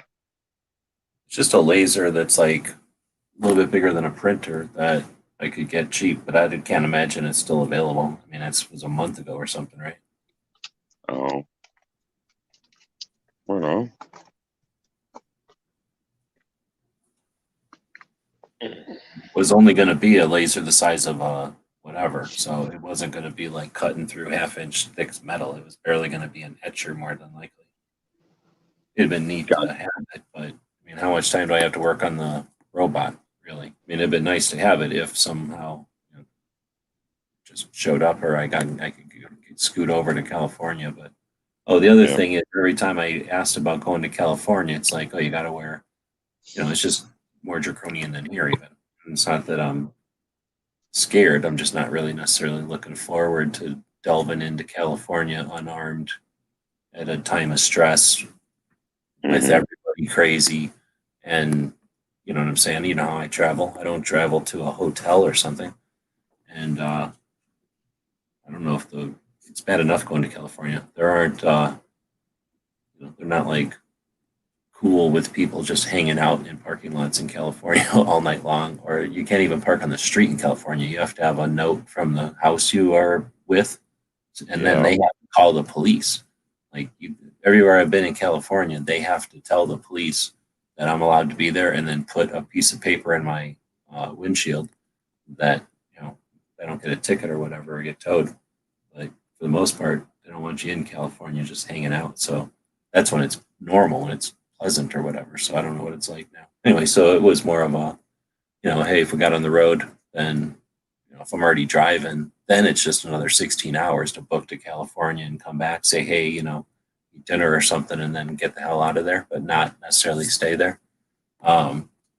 If everything would have changed and everything got better and everything was, everybody's starting to get more chill, I would have loved to go to California and do my taxes, but I'm just not doing my taxes. I'm just going to keep that off, or I can possibly push it off any further. Those, I'm sure they're, there are other manufacturers, but I see ads once in a while for the Glowforge line, and I've just avoided finding out how expensive they are because I just have come up with what I think are 1,000 great ideas to make it pay for itself in 24 hours. But no, I can't even imagine what I'd do with a laser. And it's a $300 laser that I was going to get for $200, so it wasn't like the biggest, best deal ever. Like I wasn't getting a $50,000 laser or something. $50,000 laser, I would have dropped everything and maybe have considered going into the business of cutting things, because I've seen the kind of cool stuff they can do. But this would have, again, it wouldn't even put it engraving and stuff. It would have wiped the black tarnish off of aluminum. It's like, it's just I think it can cut through material. That's what it was being used for, is cutting through like nylon material. So I could cut nylon with it, and that might be neat, But the concept of maybe it could cut the Velcro out for me, so that the Velcro would be a shape, that would be useful for something. So that maybe like a weird shape patch or something. Like if it's going to cut out the Velcro with a laser, how awesome would that be? But if it's going to take 3 days worth of figuring out how to make that happen, did that save any time at all? I'm not going into production of these patches. It's like just as easy to use a pair of scissors. So for me, it would have just been a thing to have. And I don't say it's not like I'm retired and I got nothing else to do looking for hobbies and projects and shit. So it was just an extra thing that, for if, I could have got there and I could have put it on a shelf, it would have been a nice thing to have occasionally. But if I was ranking all the tools that could happen, friend came over and let me use his electric, like cordless ratchet, putting on like the tires on the van. Yeah. You can do that cordless now. And then like, knocking off the brake shit and this and that. Like there's a freaking thing with enough torque to knock, it's an air tool basically, except cordless. And he says that's like a kit for $200 with batteries and everything. Like you buy a little briefcase and it's got all that shit in it. So like something like that would be immediately useful over laser. And then a 3D printer would probably come over a laser for just being useful around here. But I'm not like passionate about buying shit so that I can have more crap to fuck with. I mean, I'd like to have a sewing machine that's better too, but you know what I mean? Like, you could list off shit all day that would be neat to have once in a while. Then you'd have to wait around through it all the damn time when you're not using it. Yeah. So I ain't trying shit on it. It's just that the laser was just like another, what do you call it, like opportunity, but it wasn't. I would have the laser if it was something I've been looking for. Like the robot, I've been wanting that robot forever. So once that robot became an opportunity, I got the fucking robot because I definitely want to play with that thing. And I'm getting to where I can see it again, so I will eventually be playing with it again. But I just like the idea of cutting shit way more than I like the idea of shining light at shit, I guess. Oh, the other thing is I have a lightsaber type of laser, like a handheld laser that can light cigarettes and shit. So if I really want to do something with a laser, I can already do that. I could probably write stuff in aluminum, just it would be, like a shitty engraving, like when you have an engraver in your hand as opposed to a machine. It would probably look all shitty, but Oh yeah, electric pencils. yeah, exactly. It would probably end up looking like that because it can light a cigarette and pop a balloon and stuff. It could probably burn through. You'd probably have to go through it like 6 or 8 times or go really slow, so it might not work. But anyway, so that's the story of the laser. It was an opportunity that, like I say, and the other thing is since it's sitting there and it's not like, it's an amazing opportunity they were holding on to for me. Wouldn't be surprised at all if the second person or third person that came along and said, "Hey, you still got that laser? Can I have it?" They went, "Yep," because I wasn't making much effort to get there. Right. Now, on the other hand, if it's still sitting there, I mean, the van. Well, I did get the the alert today that the second box got accepted. So because the brake rotors are super heavy, they went back in 2 boxes. So I think I'm only out like $40, I guess, altogether because of the basically shipping, paying for. I guess if you count shipping both ways, I'm out even a little bit more. But anyway, I got the brakes back, so I can get the new brakes, and then once the brakes are in there, the plugs were the main thing. I just had been basically biting my nails after having the thing. What did I drive 60,000 miles on that thing almost with the same plugs in it? That just every time I would drive it, I would not know what the plugs looked like. So I was thinking that it was getting horrible in there. I don't know. So anyway, that's the main thing. And then the brakes will be icing on the cake. So I'll be able to book over to California whenever there's an opportunity, like say if that laser is still available. But at the same time, I don't know. What do you suppose the shipping weight on it would be?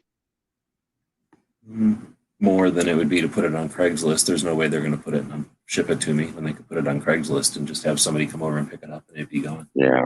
They're not looking to have tedious shit to deal with.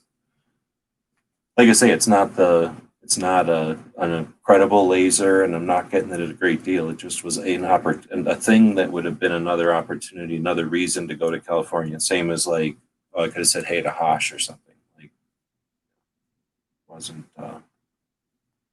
Yeah, you did mention doing your taxes in a previous chat too. And that's the other thing. It would be nice, but I'm nowhere near. Number one, I can't pay for my taxes. So even if I did do them, I would just figure out what the hell, what do they call it, to do, and then have to get on a plan or something. So I'm not looking forward to that anyway. But then I'm not prepared to do taxes. I barely did my books like months ago, and then I'd have to go get back up to speed. So it's not like I can jump to California and just finish a couple of spreadsheets and I'm done. It would require probably 3 days of prep and then going to California to do the final shit, which is still a day or two of just making sure everything's right and then kicking it out of the little software or whatever. So that's what I do in California is I do all the like once it's all figured out, I do all the last adjustments and shit that just the legwork basically. But again, that's otherwise I would have done all that if it was all set up to do all that. This was all Yeah, I have a much better understanding. Thank you for the clarification. And I just had one question that I was going to pose to those assembled last night regarding the travel chat. And that was, in a potential post-apocalyptic world, which would you choose? Gas, grass, or ass? Barbecue? Timed out for sleeping. Ping. G? You say grass, gas, or pass? No, or ass. But you could pass. But just don't pass gas. I don't And know. if you have grass, puff, puff, pass. So it seems like all of them are going to get you in trouble in the end. But this is in the potential post the apocalypse.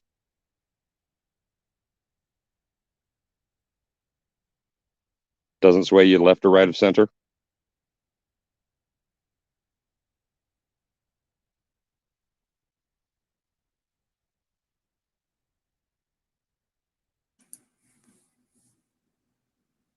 yeah, it's not really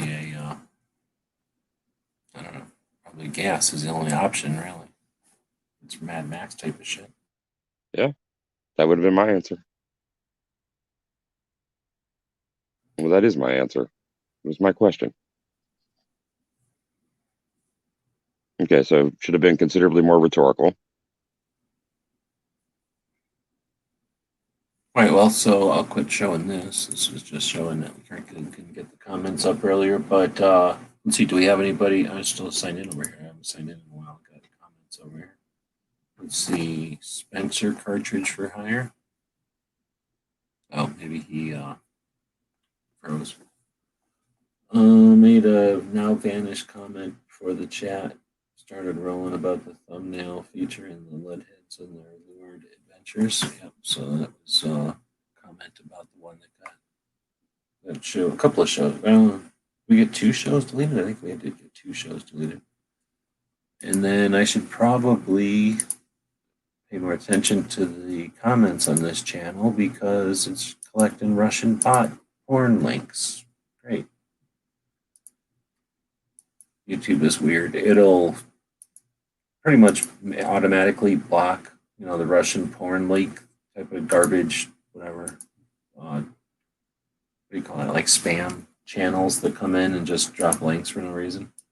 But sometimes when you can find like a weird glitch like this where I guess I can just show you. I'm looking at the channel and I'm clicking on that little bell up there, so that's showing me all the comments, and you can see all these like weird, I don't know what they're trying to do. So it's somehow some kind of link to a weird, I don't know, video probably, or some kind of ad or something.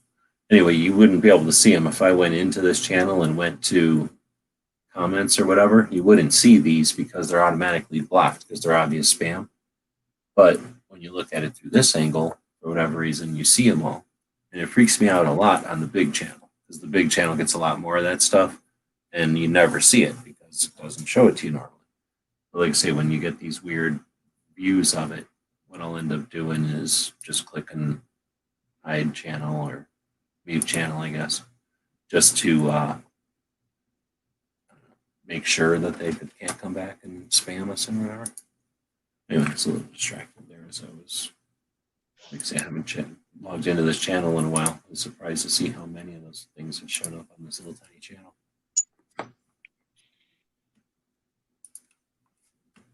All right. Well, with that, somehow 2 more people showed up. So if you're watching and you got something to chat about, let us know. It's Friday. We've had epic Friday night chats before. On the other hand, I'm cleaning up the robot so I could go back to sorting out that sandpaper, which I've been thinking about this whole chat, how I'm going to sort my sandpaper.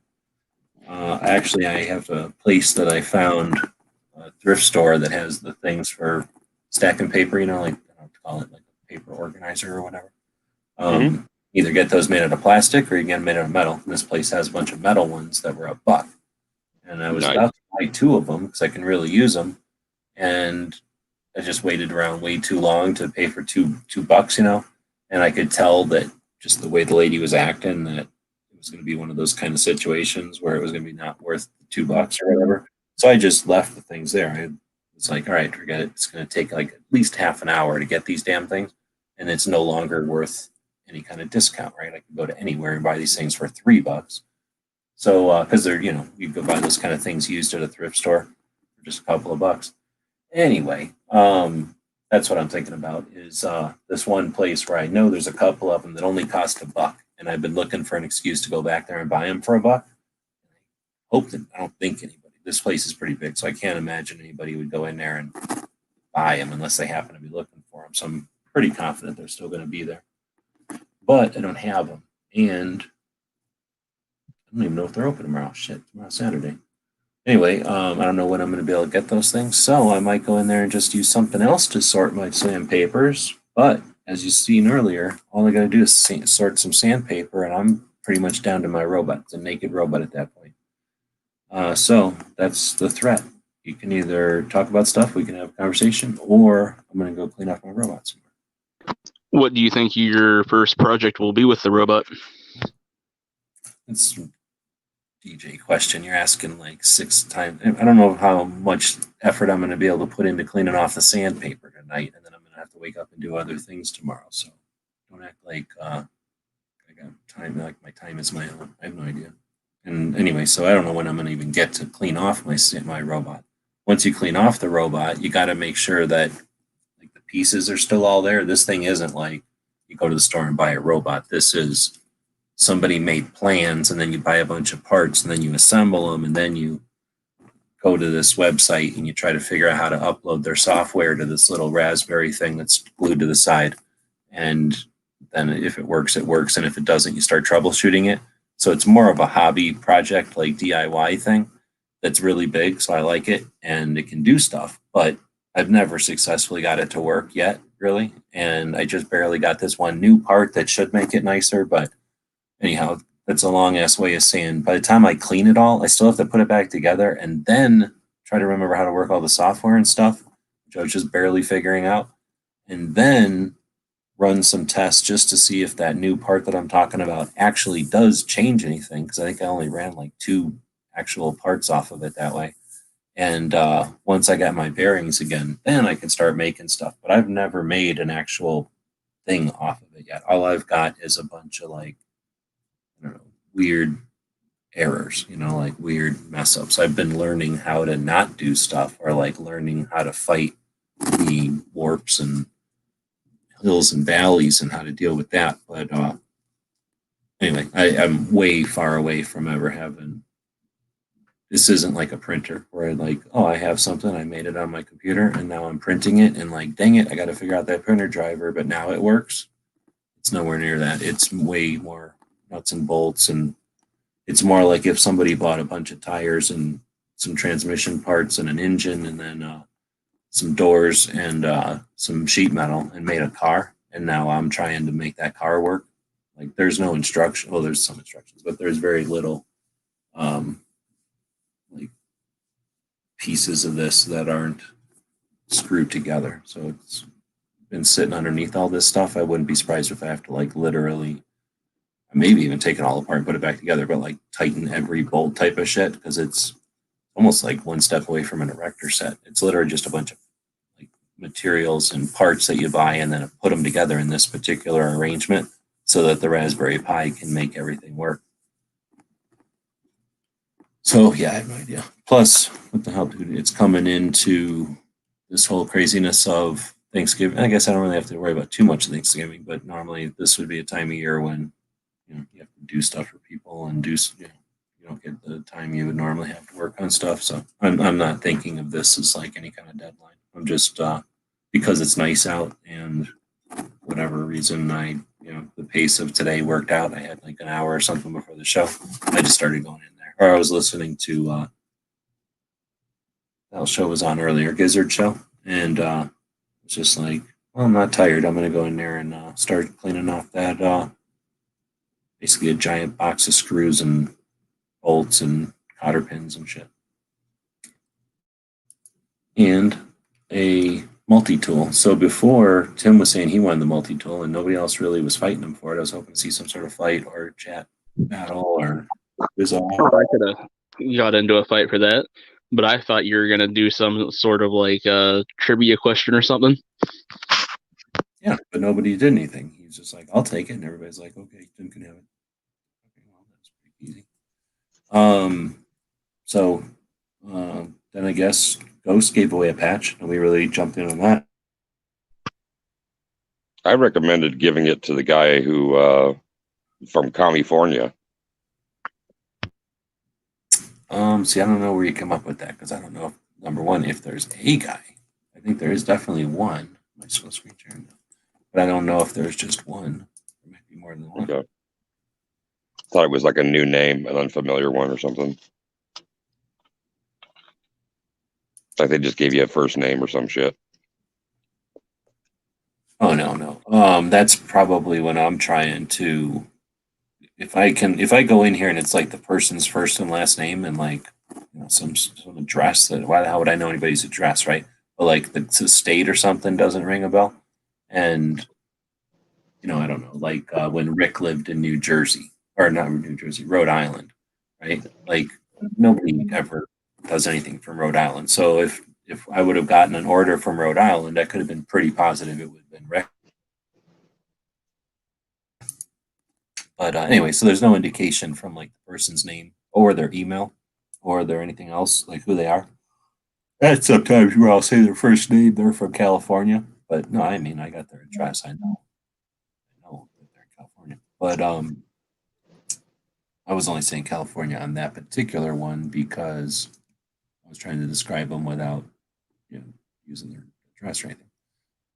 But from this screen, I wouldn't be able to tell. So I hear what you're saying, but I would have to go through every one of these to find out who's in California or not. So problem is I don't know any other way to do it. And there's not enough people out here. That scared the shit out of me. I'm screen sharing. I've got this one thing paused and I thought I was screen sharing. I was paused on a screen share earlier. I wouldn't know how to do it because everybody left. Nobody's in here to fight for it anymore or to offer ideas or raise their hands or nothing.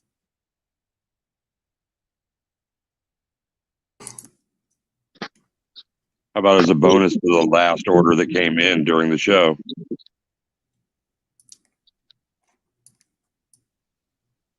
Well, that would work, except I'm giving away the patch to the last order from a patch. Wait, I'm giving away the patch from the last order. So if we gave it to the last order, that wouldn't work. If I gave it to the last order before the last order, coincidentally, that's the guy who came up with this idea. So that works. First order. Right. Me saying handicap advantage. Yeah, like barbecue. Like, why don't we give it to the guy that has barbecue in his name? Give it to the blind guy. What about the first order on Friday? Well, see, now you're making it difficult too, because now I got to go figure out. That was at 1. Oh, see, guess who that was at 1:42 a.m. Guy with barbecue in his name. Oh yeah. Was I really? No, but he was. He's picking himself. He was the first and last order. I didn't think I ordered at 1:42 in the morning. That's like the beginning of my night. Woods claims that he's still out there, even though multiple times I threw a link out there and he didn't jump in.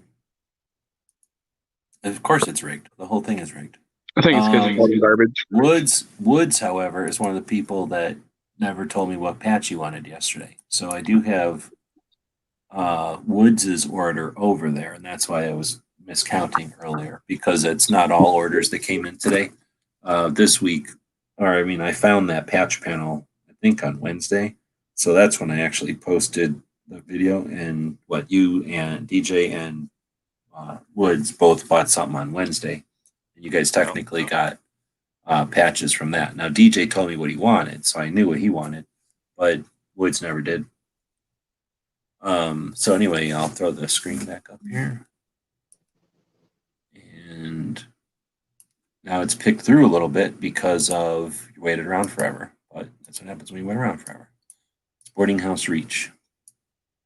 Let's go over here. Oh, I'm looking at the wrong thing. By the way, G, are you gonna put those spam cans back up on the store since you got all those extra ones now? Or are you just gonna save them for later? Wait a minute. Are you talking about the ones that are right here, the 3 or whatever? There's somebody took one of the PVC ones. There's 1, 2, 3, 4, 5, 6, 7, 8. So there's 8 left. I'm not gonna probably go to the store. No, I'll leave them on here. It's a pain in the ass. It's more work than it's worth, I think, because I'd have to go into the store and like add one to inventory and remove the thing that says sold out, and then somebody would buy it, and I'd have to go add the thing that says sold out again. It's just a pain in the ass. I'd rather just leave it up here as a free patch Friday. It doesn't cost me nothing. Just asking. And gee, by the way, the magnetic patch panels. Wait, no, I think I solved that by choosing white. They showed up as available, but the default color, when I changed it to black, that's what it was out of. So I don't know if there's a way to indicate that, like white only or something like that. No, it's just because I'm out of the black ones. I have to buy more Velcro. Right. That's when I'm not. No, I only put sold out when it doesn't exist anymore. I keep making the Velcro things. Like I just buy a shit ton of Velcro. It's even better than ever before, because now I would buy the Velcro, and you can't buy, well, I guess technically you can buy one side of Velcro, but I don't bother. I just was buying the Velcro and then buy the magnets, and I use magic to cut the Velcro and make it fit on the magnet magically. So anyway, then I had the other side of Velcro, just wasting space, and I was too cheap to throw it away. But I couldn't ever, and it's been sitting around forever. I couldn't figure out a way to use the other side of the Velcro for anything worth a shit. So I finally put it on eBay, and people are fighting over it. Like people can't get enough of the other side of Velcro. So from now on, I can just keep buying both sides, and I know that I can sell the other side off, no problem. I don't know if I'll make any money, but at least I won't throw it away. Like it'll make like $3 or $4 instead of just throwing it away or just having it sit here. So anyway, I'll be making more of those. I just haven't. Well, it's just not something that sells very often. The problem with those is they weigh kind of a lot because there's a magnet in there, and they only cost me, I think, $2 to make, or $1.50, or I don't know. They haven't done the math. I'm not good at running this like a business, but they cost me, let's say, $1.50, $2.50 to make, or $2 to make. That's how much the magnet and the Velcro cost. So I put them up there like for $3 or something, or $3.95 or something, like, so I'm making $1 or something, but it's not like I'm raping anybody for them. But the problem is that when somebody buys one only, like people will do that. And I think I have on there, like, don't buy these by themselves, please. But people will buy one. And now I got $2 into it, and it's going to cost me $4 to ship it because it's heavy. And they paid me $3. And it's like, like, damn it. Like, you know what I mean? So it's like the one thing in the store that is, you could kill me by buying any more than like 2 of those or something. Or no, if you buy 2 or 3, it automatically doesn't matter anymore, because as soon as you start doing the math, it's like a wash at 3. And then at 4, I actually make $1. It's just that it took a shit ton of material to make $1. But mainly I do that just for people like that have them and want to put them on safes and stuff. Here's the other trick. Buy one and then take a pair of scissors and cut it into like 4 pieces. And then one little quarter of one of those can hold up like 4 patches. Patches don't weigh nothing. So there's no need to use a whole business card size thing, right? Like just chop it into 4 slices or 4 quarters. And I've been taking them and cutting them into the size of a fingernail, like really small, and putting one behind each patch so I can move patches all around. So I got a big giant magnet panel here. So anyway, so that's the story of those things. I just started doing that because I use them because I hate putting stickers on stuff. I put stickers on magnets and move them around. So I was like, well, I'm gonna do the same thing with my patches, is be able to put them on my server cabinets and stuff. Just stick, I made them. And then, like I say, people started buying them. At first, I had them for like $5 or $6 so that they'd actually pay for the shipping if they ever sold. But it's a ripoff. It's like they're not worth $6 or anything, not for one. And I guess I could sell them in a 2-pack, but I just never bothered because there's really not very many people buy them. I probably shouldn't say nothing because now if somebody really wanted to screw me, they could buy like 3 of them, and that would, or 2 of them, I guess, and that would be like the worst because then I would be shipping them and not get anything. Right? I would basically be making them for free. But anyway, most people don't do that. Most people buy one and what do you call it? A couple of something else. So it doesn't even, then it just gets incorporated in and doesn't cost anything. Anyway, so those will come back again whenever. And the other problem is that you can't buy that Velcro everywhere. I used to buy that Velcro at this one store for 25 foot of it. Whatever it costs, it's always the same price because Velcro locks their price in. Like every once in a while, you can buy it used off of somebody cheaper. That's why everybody's buying my Velcro off of me because I'm selling it for like $1. But I started it at $1. But normally all Velcro costs the same price everywhere. So the main trick is to buy 25 feet of it instead of the little 10-foot things because you do get a little bit cheaper when you buy it in the 25s. So the store that I could buy the white, or I could buy either color of the 25s, don't have it anymore. So that means I probably got to find a new source for it. And I'm pretty certain that one was a big box store. I'm pretty certain whatever I find isn't going to have the buying power that that big box store had. And if that big box store wasn't selling it, then maybe there's no demand at all for that adhesive Velcro anymore. Like maybe nobody's using it for stuff anymore. But I'm thinking maybe like I'll try the tack stores. They might sell that kind of shit because I've seen people use it for tools. It's pretty strong. You put that on like a shovel handle almost. Maybe a rake, not maybe a shovel. But anyway, broom for sure. Anyway, so I'm thinking maybe a hardware store will have it, but we got to find something bigger than an Ace. Maybe I have never really looked at a Home Depot. Might have it. Do you guys have those the Mormon Hobby Lobby? Do you have Hobby Lobbies or something like it? Like a Hobby Lobby, but there's no way that's going to be cheap. I've only been in Hobby Lobby once, looking for something for my sewing machine. It was like it was like raping little old lady prices. Like it was sad to see little old ladies paying like $45 for something that costs like $1. It was wow. I only went in there for one thing. How many orders did you get this week? What? For this Free Patch Friday giveaway? What? How many orders did you get for this Free Patch Friday giveaway this week?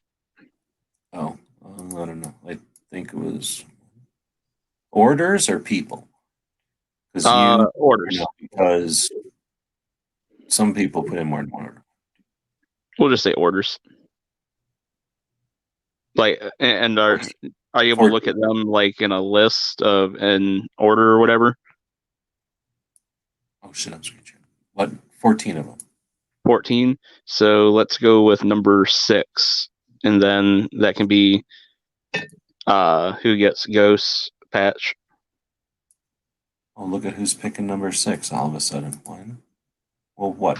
From the top or bottom then? So is Woods saying Woods can pick if he's able to, top or the bottom? What's the over under? I'm at my kid's house. Was he saying they talked about the question you asked earlier? Is he talking about his kids asked that question?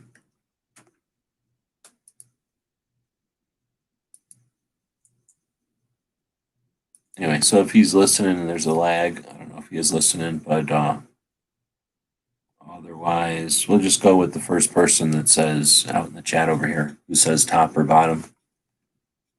And they could probably try to influence it, but they can't know specifically. I don't think there's any way for anyone, unless I've been an idiot and screen sharing this thing this whole time. I don't think there's any way for anybody to know. Because this screen does show your name, like your real name, and the time that you ordered. Otherwise, I guess Would say top. you get the email. It has like your order number, the GW2 whatever, blah blah blah number.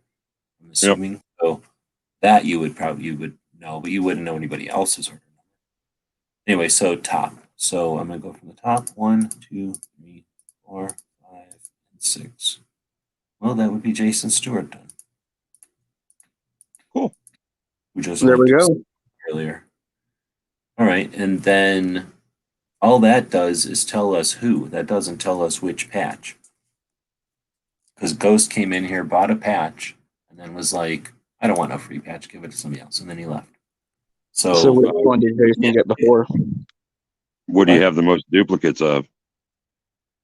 You're looking at him. Looks like the white ones on the lower left. Do you have more of those than any other?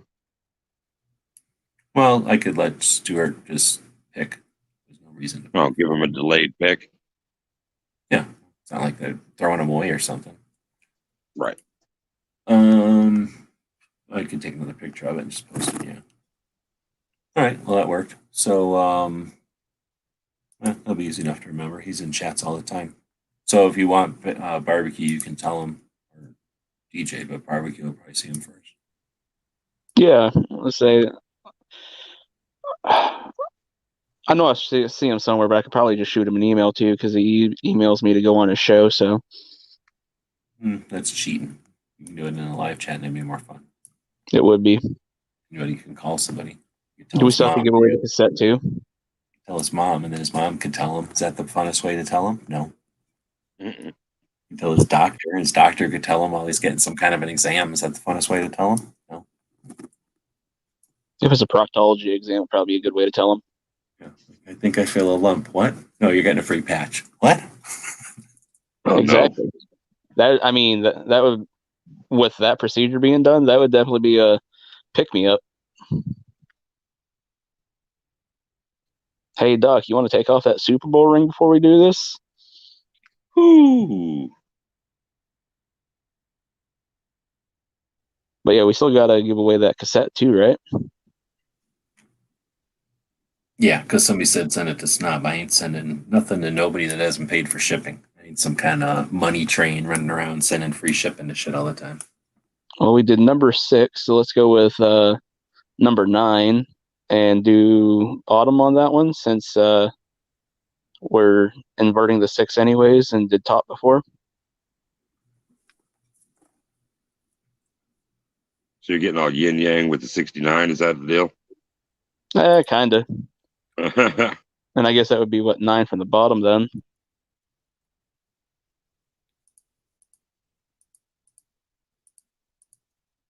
Okay, so let's do some math here. Let's do some interesting math fun. If you take 14 and you subtract 6 from the top, right, you get 6, right?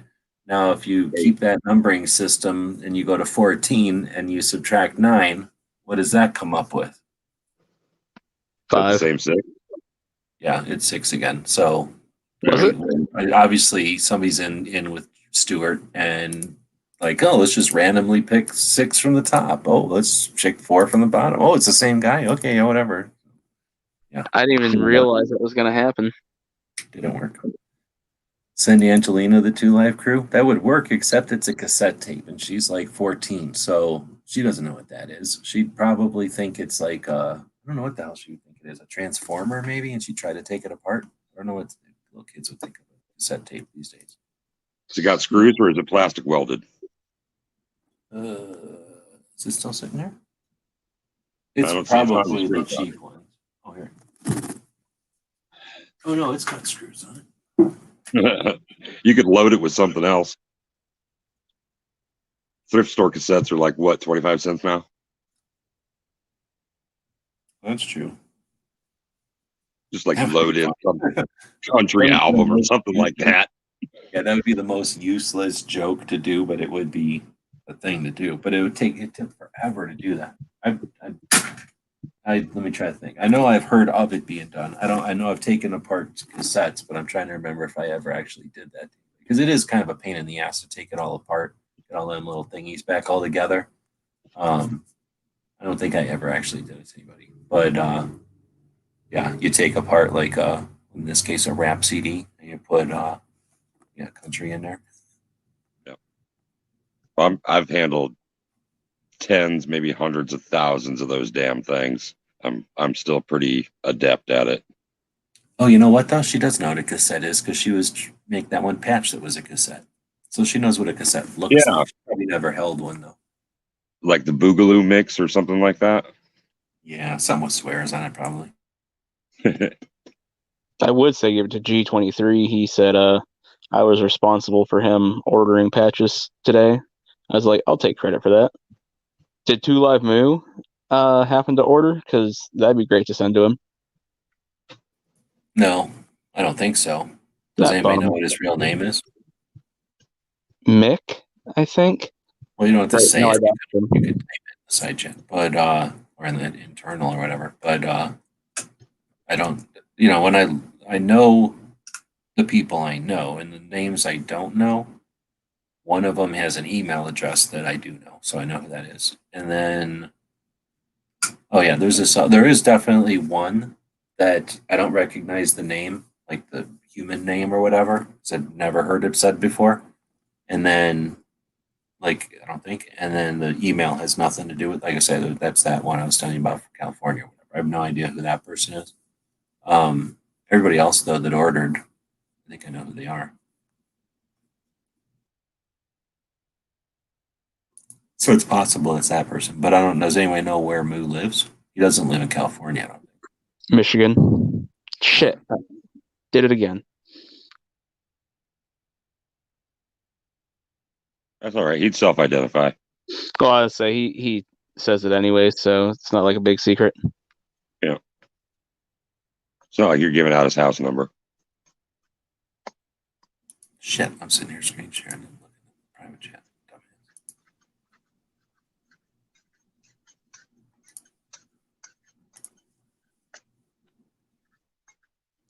All right, there's another yawn happening. Do we got any other topics? 2 hours, 17 minutes. Friday. So it's going to be epic chat or just going to be a medium chat? For this show, 2 hours is a medium chat.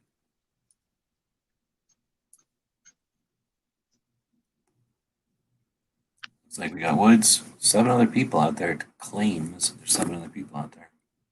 One of them is me. Oh, so we know there's probably only more like 5. 5 lurkers, Woods, and Garrett, perhaps. You could send it to Woods. He can maze his students with nostalgia. He's got cassette tapes. He did order something though. Oh wait, did he say what patch he wanted? I don't think he did. Son of a bitch.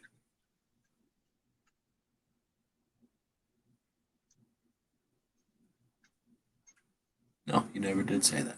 So yeah, we need to know what patch you're looking for off of the panel. That's why I was screen sharing before, because I was showing him the patch panel. But here comes another yawn.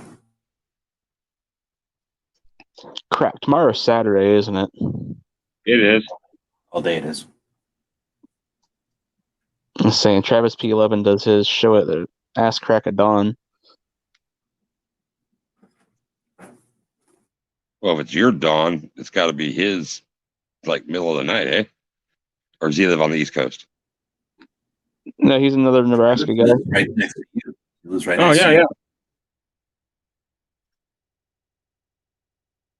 I tried to send something on Instagram to Sandhill Shooter today, and it was an automated response saying they're done for the season. What? Yeah. I sent an Instagram message to him, and I got an automated reply. It was like 3 paragraphs saying that they were closed for the season. Closed? What do you mean? Yeah. The dude? Like the guy? He might have.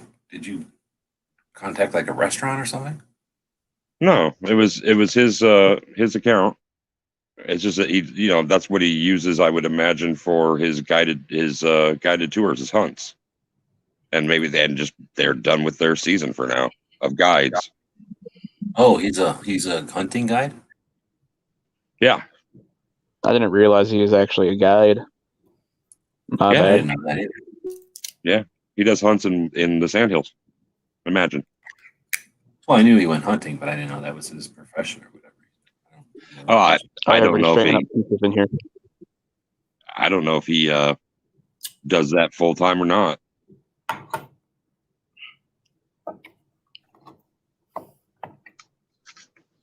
All right, so now Woods is in here. So there's certain ones that are taken from this panel already. The green one over here, the green Wolverine. One of the AKs is missing. It doesn't matter. The blue internet press pass is gone, and the big internet press pass is gone. The German flag is gone, and the Arizona flag is gone. The rest of the patches are available for your perusal. What's the ones that are on the bottom left-hand side? Which ones? Trying to figure out what that even is. This one here. If you know what this is, then you know what it is. If you don't know what it is, then maybe it's none of your business what this is. Okay, then you can fuck This off. this is something that an AK aficionado would. Yeah, that's not me. appreciate. Then. I'm out. That's what they would appreciate. It's similar to this. You know what this is? Bolt face, yeah. So that's like most people are going to be like, "What is that? Some kind of robot face? Is that some kind of robot swear word? Like, what is that?" And then somebody who knows what an AK is would be like, "Oh, like that's the front of the bolt, right?" So it's that kind of thing, but not a part of the gun. Anyway, it's an AK thing that I was trying. This is when I first started working the machine, and you could tell I wasn't good at the edges yet. And look at that. Like, I don't know what the hell I was doing. It like this patch has threads that go back and forth, right? It just kind of wraps around the edge, like what do you call that? A chain or something, like a chain stitch or a zigzag or something. I don't know what they call it, but like a bunch of stitches next to each other, right? Like this, some sort of weird mess. Like this is just like I was taking the machine and making it tie knots. Like I don't know what the hell I was doing, but it would take like a half an hour to sew this thing, which shouldn't take anywhere near that long. And like the it's just a mess. So this was when I really didn't know how to. You can kind of tell here. It's trying to sew like a pattern that you would sew like on a field, except as a circle or as a curve, and it was breaking needles all the time. That was part of my learning curve. So anyway, these are things that I tried when I was first figuring out how to work the machine, and they show they're not good, but they're rare because there's only like a couple of them. Very much like these are pretty crude. Like I didn't know how to do an edge yet, so it kept trying to do a complete field, but just as a little tiny field that was in an oval or a rectangle or whatever. But the media ones, there's still a red one and a green one available. Those are sewn here in Tucson. Or you can pick something else, I suppose, if you got something else in mind from one of the other patch packs. This is just Which one of those red dogs are still there? What's that? Which one of those Wolverines one are still there? Are they both there? The white one. The green one is taken by one of these two people, I think. Oh, okay. I'll take that one. Okay. And I'm just going to put that. Well, I'm going to go take it off right now. So yours was. Okay. 2A book and blue. 7-7. I'm making them with numbers. 7-7.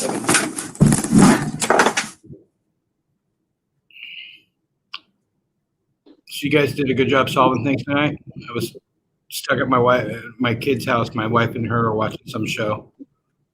I had to pipe down, so I listened to you guys talk the whole time. Of course, she keeps throwing me links, and I'm like, I'm literally sitting here with my wife and my daughter. They would really not be happy if they're talking to you guys. I was wondering what was taking you so long to jump in here.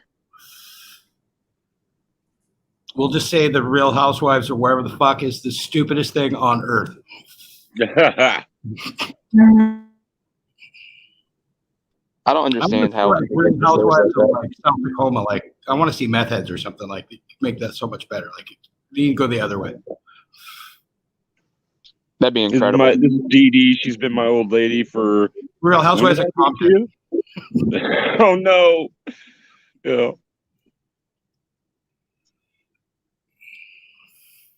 That's raw. It'd be more interesting. Yeah. All these rich people with problems. Come on now. Yeah, those shows are such a train wreck. Like what that poor little chubby girl. Oh, You talking about Honey Boo Boo? honey boo boo. Oh That honey man, boo boo girl. I mean, that was that family. Oh my goodness, you know. I mean, it's so good that they had that much love in that house, but oh my God, some of Yeah, the most uncouth. they're- That was just nuts. And you can't help but kind of, just like look sideways at the parents and be like, massive exploitation here. This is worse than Gary Coleman. I would like to see one of those "Where Are They Now" shows to see Yeah. where like some of these reality stars ended up. Just because, I never watched Honey. I really don't watch reality shows, but like Honey Boo Boo was so big. Be like, one, what she look like now? Does she look like her mom? Then again, I heard her mom had surgery or something and is, tiny as shit. Oh, really? Like a That's what I bariatric heard. surgery? Yeah. Yeah. They both are, and they're rich as fuck. They've got millions and millions. They went because they made $20 million easy. Yep. Well, they probably each got paid for a show, right? Right. You're a kid and an adult. You're each getting paid a paycheck for that. And they still rerun those things sometimes, so you're still getting residuals too. Wow, that's a lot of fish hooks and frankfurters. Well, I mean, I've heard of what you guys are talking about, but if you lined up like three similar people, I wouldn't be able to pick out any of them because I've only ever seen anything like in glancing or over the shoulder when Matt's doing something, and You don't most want of to the know. time that happens. I'll leave because I just don't care. I just don't need the I don't need the info in my brain or whatever. But no, just I'm saying like how popular those things, and the same thing with that tiger thing. I never even seen a show. Like as soon as I saw that thing becoming as stupid pop culture-y as it was, that whole tiger guy in Oklahoma or whatever. That's about as much as I know about it. Like as soon as I seen all that, I was like, I can tune that out. But anyway, that's just my preference or whatever. But those things are massive, so I figure that's how guns are to people, right? Like oh, you're into guns, like tune it out, whatever. Like I'll just live my life without any interest in what what you're interested in, or maybe even you. You know what I mean? That's how I figure some people are when they uh, hear that you're a gun guy, or they think that you're, or hear that you're passionate. Vindictive. What's that? I think you're probably true, but it might not even be like vindictive. They just don't care. Like it's like like a lot of Yeah, exactly. Like if you like that tiger show, like I don't give a shit. I just don't care. Like sports, like people that are all into sports, like me, I don't care. Run around loving sports. It's just I have nothing in common with that, so I'm not going to listen. I just would rather go clean up my robot over there than listen to somebody talk about sports. But talk about sports all you want. So yeah, it's not like I don't want now if it's something that I can't think of something I don't like because I'm trying to think of something. But if there's certain things, I guess I'm not like that with everything. There's certain things where I'm like, no, go fuck you. You can't just push that on me, or like you shouldn't be sitting there talking about something horrible like that. But it's nothing like that. But anyway, I'm just saying it makes you think like how many people are out there that could be I don't know watching that show, let's say, and if you drew one of them Venn diagrams, I'll bet you most of the people that watch a show like that are also the ones that could give a fucking flying crap one way or the other about guns. Or more than likely, not one way or the other, but would probably be just as happy with a bunch of gun laws as they are today. Like they could care less any bad, they don't see anything bad about coming from gun laws. They just haven't decided to run around worrying about it. But they would easily sign anything you put in front of them to make more gun laws. Yeah, it'd be like making laws against race airplanes. Like it doesn't affect you at all. Yeah.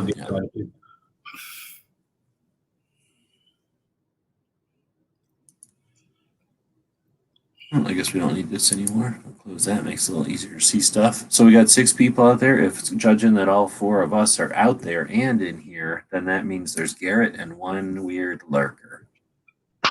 I was gonna ask if Garrett showed up tonight. We spent all that time rehashing his question from last night. I was wondering if he was here for it. Well, he got his money out of that one, I hope. Yeah, you can go back and listen to the chunks of the middle of this one. It'll be thrilling because I think a couple of people answered your question. Yeah, I told him to go read a bunch of John Lott.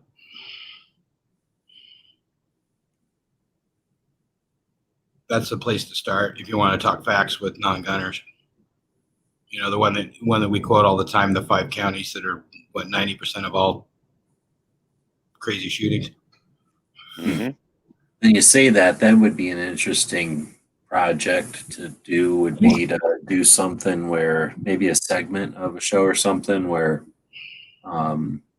either summarize or people bring, what would that be called? Like summaries, I guess, or kernels from books. So, because I don't know. I guess some people can grab a book and be like, "Hot damn, I'm gonna go brew some tea and sit by a lake and read this book or whatever." But I mean, I'll only read if I have to, or like, there's no reason. I can't imagine anything. If I had to go to court or something, I guess I'd read a book. But I'm not going to go read a book just because I got nothing else to do, because I never have nothing else to do. But at the same time, I'm curious what's in these books that makes them so good. And it would be definitely interesting to hear somebody, I don't know, that we know, right, who actually read it, give us a summary of what's in it, or listen to 3 people who read it, talk about it a little bit, give you what was that thing called? The yellow things? They were yellow. I think G just gave me a book report. But what do you call it? What was the name of them? There was the yellow books you would get that were the summary of a big Cliff Note. Yeah, cliff notes of a book, right? That's what we need. 2A cliff notes. Well, that's a good idea. Anyway, I'm just thinking that might be neat because some of these books are like Smeggy. Smeggy reads these books from cover to cover, and then he gets like, "Oh, I'm going to read that again." I'm sure he does that. Yeah, so, they're pretty dry too. John Lott's a really talented dude. He's got a couple data problems. When I looked into some of it, what do you mean? Some of the research he quoted is maybe suspect. Oh, really? Yeah, and then there was next time I see it, I'm going to be like, "Hey, Lott, I got a friend says you're a punk bitch. Your dad is crap." Well, and he admitted he would go into his own chats and stuff, and as somebody else, and then argue with people as not him. Wait, what do you mean his own chats? Well, like his own, like he'd post something and then people would, comment. He would go into his own comments. Oh, I think I remember something about that. But like he had like a fake name, but he would go in and argue with people, and like he was bringing up facts and stuff, but it was just like kind of weird to do that in the first place. Yeah. Like if you're going to be in your own comments, be you. Not saying it's good, but I'm still looking into it because I'm a data dude. I'm like Smeggy. If you quote me something in a book, I'm actually going to go see if that's what the research actually said. Yeah, that's cool. I mean, that's what we collectively need, right? Like everybody doesn't have to do it, but you need people around that can do it and are interested in do it, not just can do it. Well, like here's an example of bad data. So you know how like you hear that like kids should wear school uniforms. Do you know where that research comes from? I don't know, school uniform manufacturer. One study about nurses that were in uniform and it made patients feel more comfortable. So then the school districts extrapolated that uniforms would make everybody more comfortable. Nice. Because of course it applies. Right. So a symbol of authority who's giving you care and aid at a time when you're stressed is exactly the same as 2 kids. Right. External validity there. I don't even understand how they would extrapolate that. Like, I could understand if they're like, "Oh, well, the teachers need to have uniforms." Then I could, exactly right in that way. But to say that the students need uniforms, well, who the hell is that making comfortable at that point? Because the students would be equivalent to the patients. But I mean, kids have been wearing uniforms since England days, right? That was way before we're doing any kind of studies or anything. Yeah, the research based on that whole idea is really pretty much just crap. kids don't learn any better or worse, but I won't get into weird. Have you ever had a kid come up to you and go, "Hey, teachers, leave those kids alone"? Yeah, that's funny. Nobody's ever quoted Pink Floyd to me before. Oh man, I can remember the first time we got on a bus. I think we used to go to the library. I think it was the library. I don't remember anymore why we got on the bus, but I remember getting on a bus, and it was like maybe the third time I'd ever been on a bus from school, and I felt like I knew what the fuck was going on. Like I'm already older than some of these other dumbasses, and I know why we're getting on this bus, and I'm all about it. And then the guy turned on Pink Floyd, and I didn't know what Pink Floyd was. So I think I was third grade or something. I was a little kid, but they started saying, "Hey, teachers, leave those kids alone," and then our whole bus started saying that. I was like, "God damn!" I was like third grade, and that song was on a school bus, so we all knew that. And I can't even imagine being a teacher from that point on anywhere near that. Like every teacher must have heard, "Hey, teacher, leave the kids alone."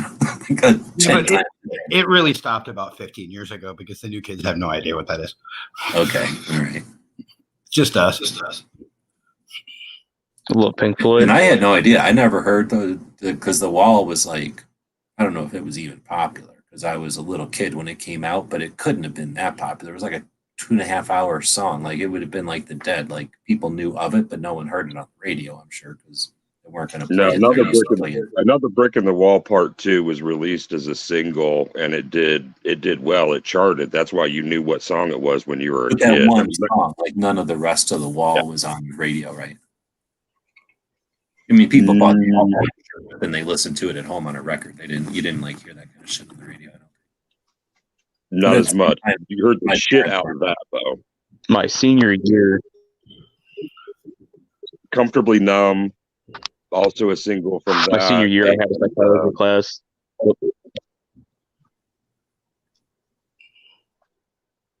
Well, to really listen to Pink Floyd, you're gonna need some materials to go with that. If you didn't do that, you don't get it. I think y'all need is headphones, Woods. Well, I'm just thinking there might be some other things that you need. Probably were illegal at the time that you kind of needed to really embrace that. No, I don't think so, dude. Seriously, because I was listening to Pink Floyd. First ones I started listening to was later. The ones where it's like they're making music videos already, and he's like the Indian guy with the feather flying around. They're on top of a plateau or a hill or something. Yeah, it's mostly instrumental. That was David Gilmour.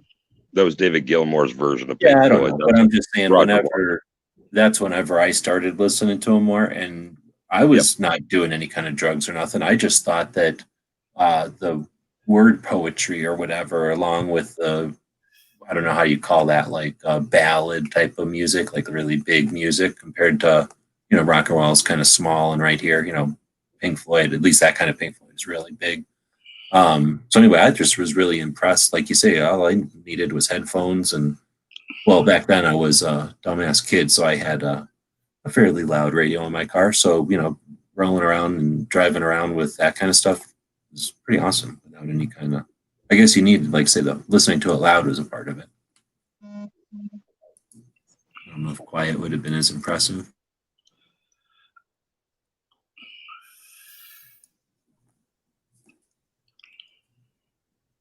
Anyway, so anything else? So we now definitely just have Garrett and us. It's just go off air and be off air.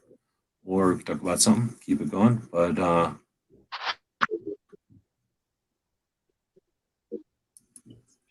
I'll go do the book report for you though. My senior year, my psychology teacher. I don't know what happened there. You guys didn't really talk over each other. It's like one of you started a sentence and the other one completed it, but it wasn't the same sentence. You go ahead and barbecue. I think I'm lagging real bad. Yeah, I think I'm lagging real bad. I'm sorry. No, I was just saying my senior year, my psychology teacher, he was really into Pink Floyd. And part of the semester, we actually watched Pink Floyd, The Wall. And then after that was done, he kind of broke down how that was therapy type thing for Pinky Floyd, making that entire movie and how it related to his life and everything. And Roger Waters lost his dad, and the story of The Wall is essentially the story of Roger Waters' youth.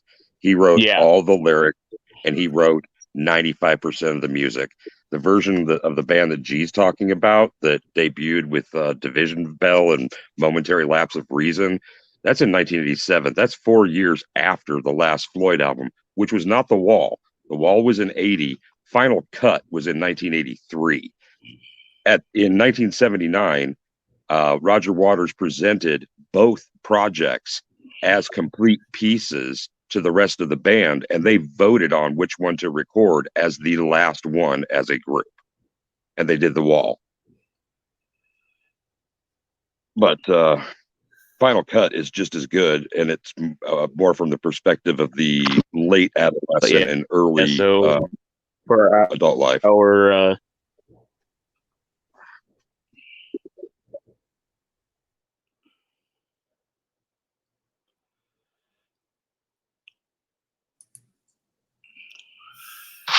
but for our how we tie into it and everything. What's that? The robot's got you, man. Yeah, you're roboting with a lag or something. Try restarting maybe. So I don't know if DJ was over talking him or if he just came in weird and it just hit us weird coming in at the end there. I think it would be cool as hell to, well, I don't know about in high school. You're talking senior year in high school or in college? High school. I never did college. So I don't know about in high school because it'd be a bunch of dimwits probably. But it would be neat to be in a situation where a whole bunch of people watched The Wall and then had some kind of discussion about it. Because best I ever had was watching it with a bunch of friends probably and then going, oh, it was cool. And then doing something else, right? Because we were just watching a movie. And then having any kind of conversations with The Wall was like never after just watching it. It was like, maybe some like this. We're talking about it, but when's the last time I seen it? I don't know, 2 years ago or something. So it would be neat to see it, have it all in your head, and then have a bunch of people talk about it. I've never had that. I think that would be kind of cool because it is one of my favorite movies. It was my favorite movie for a long time, I think. Yeah, it's pretty awesome. And before that, I think I'd seen The Wall once or twice more. But having to do that in the psychology class and really breaking it down and tying that all in, it was really freaking cool. Yeah, but like I would think in the college class, it'd be fun. Like a college sophomore class where everybody at least has read some shit. So they've got some interesting shit that they think they know. Like in high school, I just can't remember actually giving a shit and knowing anything. Maybe like in an advanced class of some sort. But anyway, yeah, that would be pretty neat. Well, that's the thing about this psychology class in high school was it was a college level class because, I mean, maybe they do now, but at that time they weren't making psychology textbooks for high school. So everything we were using was college level. Yeah, it sounds like the kind of class that would be advanced or like on your way to some occupation more than just general shit. Yeah, definitely the kids that were like me in high school definitely weren't going to go to that. They wouldn't even let me in that class, I'm sure. You mean because they were going to let you see The Wall? No, just because I was a fuck off back in the day. They'd be like, no, you can go to this class and like you can't do advanced anything. Come on now. You don't pay attention enough. We had the shittiest, most divisive and derisive system in our junior high school, which was 6, 7, and 8. We were sectioned off in each grade into 3 color categories: red, white, or blue. Red was the college track kids. White were all the kids in the middle, and blue brought up the bottom end. It was suggested by every instructor and by the principal, the vice principal, the secretary, hell, the lunch ladies. Everybody would tell you, oh no, you're all the same. We've just divided you into that so that we can move you around classes during the day like you will in high school when you get there. We all knew in the 6th grade that was a bunch of shit. nobody rebelled against it any more strongly than I did. It was horrible. I did 12 years at Catholic school, so I had nothing but oppression. Oh, wow. Well, at least you got catechism. Yeah, I'm really clear on internal damnation and guilt. Mm-hmm. All right, well, I reject both. I don't really want to go into school or church or any of that crap middle of the night. Taking it back to guns from the wall. What do you call it? There was some neat guns in there. They got that, what do you call it, Webley or what, which is kind of neat. And I imagine a lot of people probably got their first experience with a break top because you don't see them too much in westerns unless you're really watching a lot of westerns, and you don't see them in pop culture almost ever.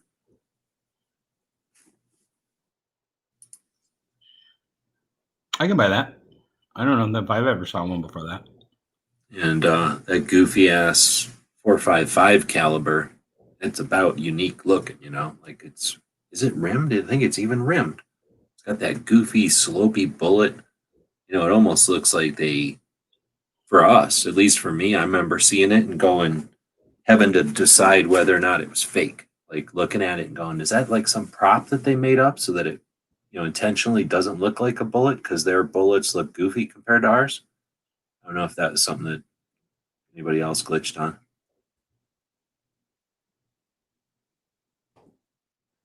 But anyway, the 4.55 is a weird, it's not a 45 ACP. It's shorter and fatter. And anyway, when the kid was playing with him, there's like a couple of scenes there where he's fiddling with it.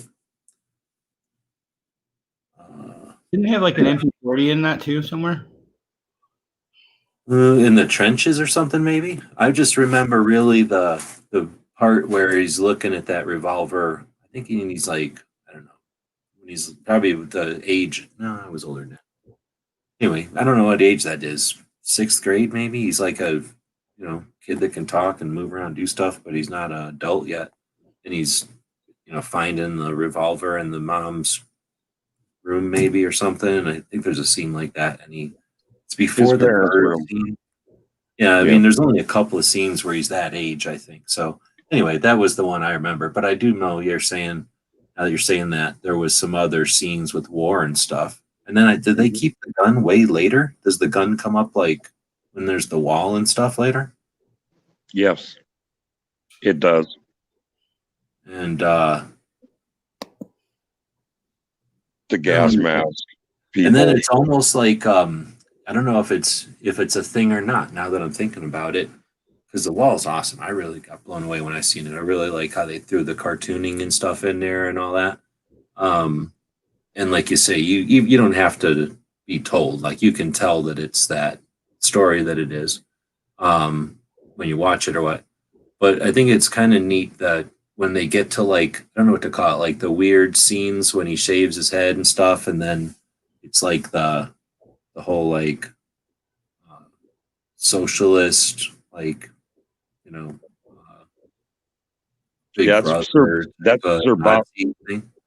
Like how he does all that, but it's like the hammer, and it's not a gun. Like could have easily been a bunch of gun symbology there, but instead they went with the less, I don't know what to call that, like less gun, like less firearm focused.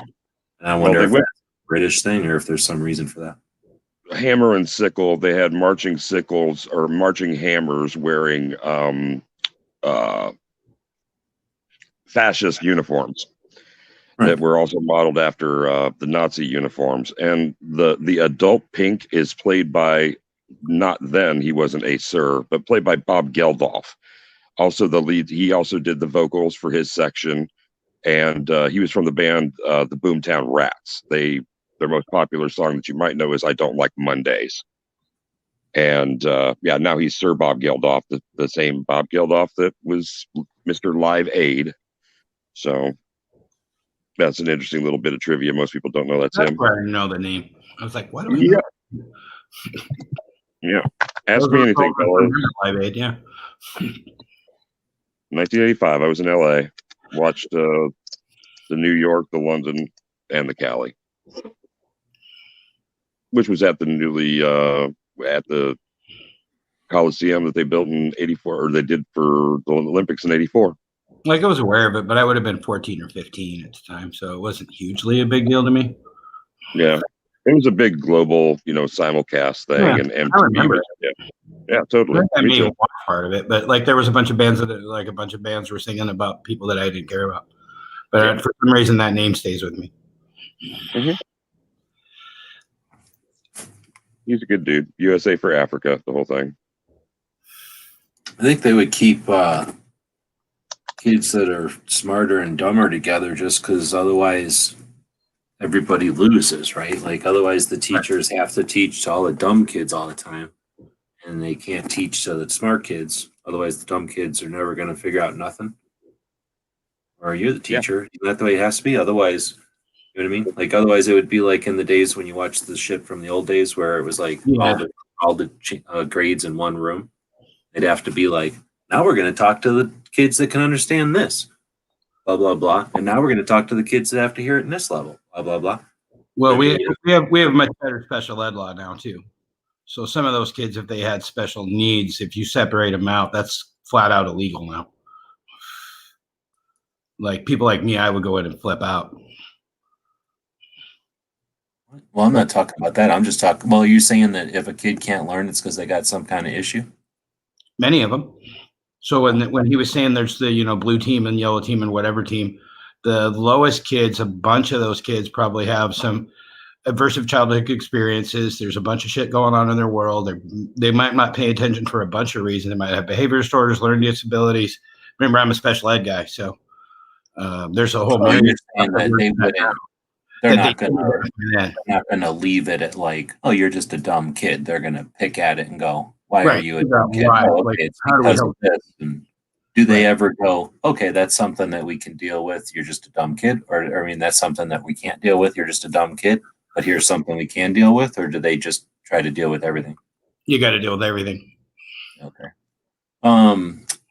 Yeah, so I never really thought about it that way. But I guess that makes some sense. I guess whenever I was in school, they probably just was more like, okay, I guess that's just going to be a dumb kid, huh? Well, the one that has never made really sense to me, and the one that I've been in meetings where I've asked about it, and because I'm kind of the rebel rouser, big shocker. Like, why do we still even use grades? It's left over from the English system. Like, all 7-year-olds have to be in the second grade. Why do we even we can divide up kids in a million different ways. Why don't we divide them with, these are the kids that are interested in they like to talk a bunch. So let's go over there and work with that ability that they already inherently are good at. And maybe these kids are more introverts and they like to read something and maybe build something, but they're a little quieter. And we can go over there and teach those kids how to do that. Well, it's probably going to go. I guess we're getting into school again. So it's going to end up going to some hybrid of everybody's at home and you get together for certain things, right? So it'll be like your parents teach you according to your pace and needs and whatever. And then every once in a while you get together with peers for a reason, right? Like a common interest or sports or for something that, you need to get into the kid or from, with other kids when you need it. But instead of the school and the class having to cater to all the stuff that might be out there, just let the kids' parents deal with it. But then I guess, what do you do when the one parent has 6 kids? I knew a kid that they had, I think, 9 brothers and sisters. Right. I can't even imagine if they were trying to do stuff at home. You'd have to have the older kids teaching the younger kids unless you had a lot of money to bring in other people.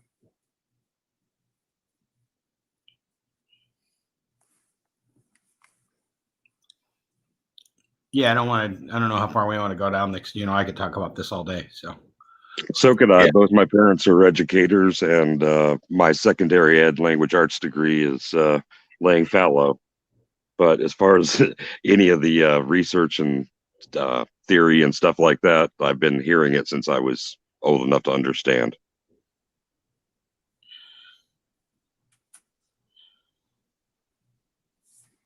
Well, they definitely do a better job of trying to mask that. But I don't care how you divide up kids. The kids know which the dumb kids are. even if you have them all together and you put them in a little group and you have them work on a project and there's a team leader and then there's the other kid. The kid that really doesn't want to just sits back and lets the other kid do the work. Yeah, and I don't know. I think that I mean, I don't know. You got to deal with what you got and then keep going because time keeps moving, I guess. So sit around coming up with the best idea ever, and then it doesn't matter if nobody else is available to do it, right? Or is willing to do it. But anyway, what you're just saying there, like, and there's a million other examples of stuff, but for that example, where you get a bunch of kids working together and they you gotta. The kids that are going to do stuff are learning something there. The kids that ain't going to do stuff are learning something there. And you know what I mean? Like if everyone all pitched in and worked together, nobody would learn shit. They would all just learn how to the simple experience of everybody pitching in and working together, which would be a learning experience, but it would be a similar learning experience, and none of them would, what's the word, like see any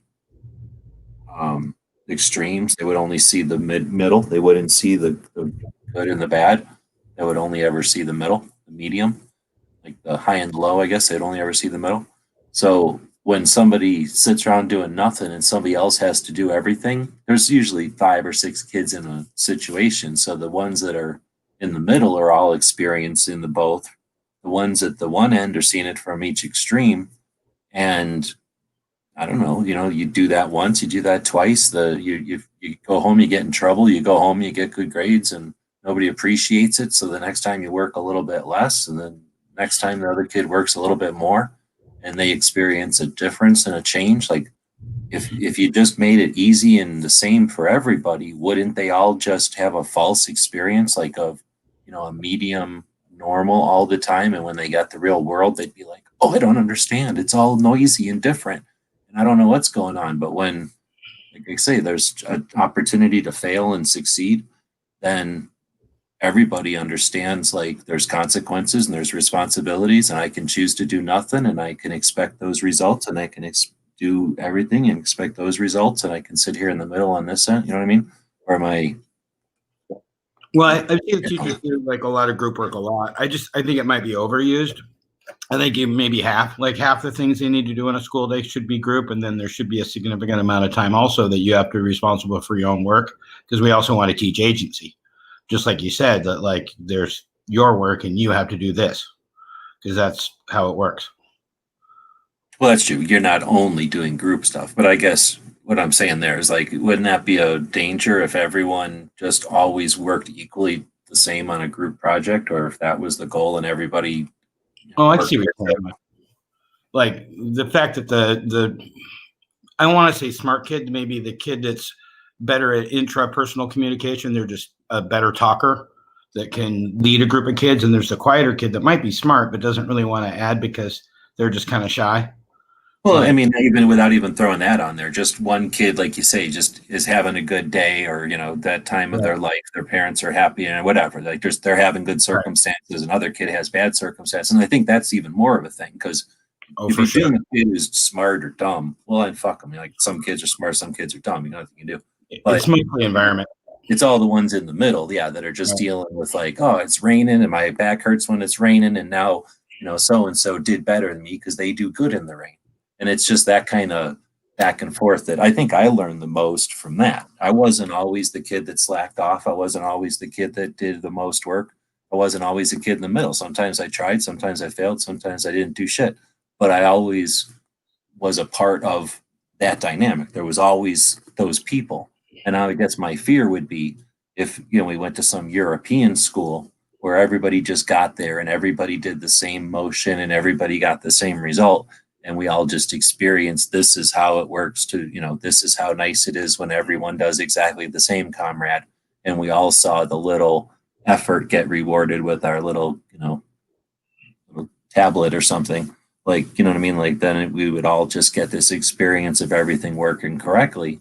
And that works great when everything's working correctly. But the first time something fails, then it's like nobody's ever experienced a good or bad or anything in between. So anyway, I guess I'm repeating myself. But anyway, that's where I guess I was getting at. Right. And nowadays we got the weird, like my school, My students still come in, but 99% of kids don't, and they're all online. And the top third of the kids that are generally from the better socioeconomic status, their parents are together, da da da da da, all the good things that happen, all the things that line up with those dominoes. Those kids are probably doing fine. I worry about the bottom third of kids because those are kids that don't have that in their lives and they don't have stability, and now they're not learning anything for almost a year. That's going to leave a mark. That's going to leave a mark in the future.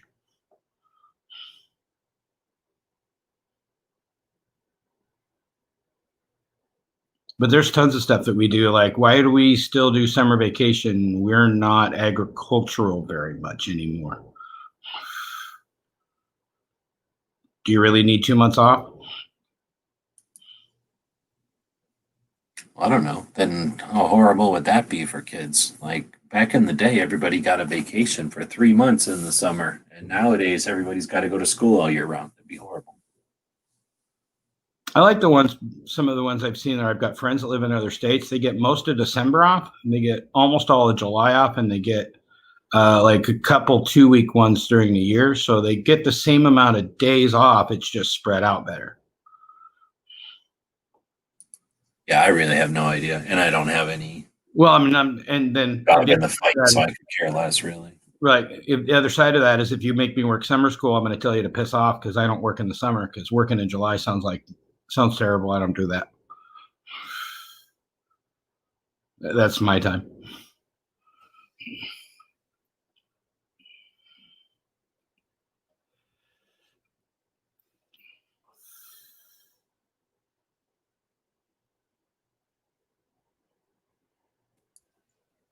All right, well, now we're just hitting the 3-hour mark on the dot almost. And Garrett's still out there, I suspect. There's 5 of us. And if we're all out there and Garrett's out there, that's 5. So I think we're going to end it at this point. Otherwise, I will have to be up all night. There's a need for me to be up all night. So I'm not going to run off there. And we're just talking about kind of random stuff at this point. Yeah, I don't disagree with you, but I think, well, I don't know if you ever get in the gumption to have a chat on learning or something like that. I think you'd definitely get a bunch of people jumping in and doing more than offering 2 cents. I think you get a lot of experience out there and a lot of participation, right? Right. But yeah, I'd be curious only because, well, not because, like I say, I don't have a dog in the fight or nothing, but because I think it's going to be an interesting what's the word, like influence of all this homeschooling. Like it was always interesting to me to think about what the world would be like if homeschooling was at a different place, a different level of awareness, whatever it's called, like, more people or people understood what that was. And that's easy to say when it was only what it was before this year. Now, after this year, it's a different thing. Like that I can't even imagine if it was if homeschooling, the concept was a human, it went from adolescent to it's got to be 50 years old or 40 years old at this point. Like there's so much happened in an environment where it can be shared and worked on and, like amplified. I mean, it had to be amazing this year if somebody was focused on that and paying attention. Like what happened this year had to be an amazing development. And whatever, like, I don't know how influenced or how aware teachers are to that or whatever, but anyway. 1,000%. Yeah, so it's, I mean, I only know it from I think there'll be hybrid like barely when you talk about stuff because you don't really come up and talk about it. It's a lot, it's probably one of the most we've talked about school in a while. But I do have friends who have kids, and inevitably, if I'm with one of my friends, pretty much everybody knows his kids, right? So if I'm with somebody and it's just me and them, they're not bringing up kids because I don't got kids, right? But if I'm with any number of people together and they both have kids, because that's almost always the case, then of course they're bringing up kids because that's part of their lives or what. So I hear about kids, but I'm not, that's when I tune out and do something else because they're talking about kids and I have nothing, what am I going to talk about? So anyway, that's the most as I hear about it. And I have heard, like I say, just interesting stuff where people who would have never thought about taking their kids out of school and bringing them home add to or now have opinions on it, or what am I trying to say? They now have opinions with insight. They now have experience with it. So, and if they don't have hands-on experience because their kids got to stay in school or something, they know so many other people who haven't, have experience. Like it's just a whole different thing. I think it's sort of like what it was like before there was any states with even medical marijuana. Remember those days? Right. That wasn't that long ago. And now, what's the war on drugs like now compared to, I don't know, when was it that there was no medical marijuana? Like 2000? Not that long ago. It was like a minute ago. So, the war on drugs, I don't pay attention to anymore. I've never been a fan of it, but I'm also not like monitoring it or paying that much attention to it unless it comes up on Matt's show or something. I don't fucking pay attention to it. But if there's some way to look at it now and a snapshot of it now and what it was like, I don't know, like say in 2000 or 1999 or something, there was no states with medical marijuana in 1999, right? Right. I know Alaska or something did something, and when we were kids, It's been not illegal for a really long time.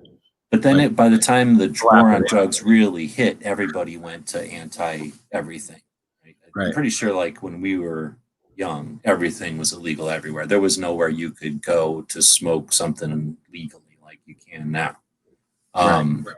Anyway, so that's all I'm saying is like that was a major change or whatever. Anyway, the only thing that would worry me about homeschooling is most of my job is social emotional learning because, like I've said before, I teach kids with the behavior disorders. Like they're the high flyer rock and rollers that they'll throw chairs and bite you. They're the worst the district has to offer as far as behavior, and that's why I adore them. They're my little people, and they've got a whole bunch of reasons for having all that. But a lot of times I'm teaching social emotional learning, which is like your ability to like learn how to interact, and the social piece of school. I don't know if you can replicate that at home. So then you got these kids that are already pretty social isolated because they play video games and watch TV all day and they don't go out and play like we used to. They didn't go hang out with the neighborhood kids for the most part. And then we're going to isolate them even more. And that worries me. They can all participate in extracurricular activities in my district. Yeah, but they're not at school. No. They're not meeting the other kids. They're not hanging out talking about baseball and like, oh, that girl's kind of cute, and just all the socialization things and like sitting in the lunchroom and figuring out where you fit into society. How can you hate bureaucracy if you haven't had to sit there and get mind-numbingly bored waiting for bureaucracy over and over and over?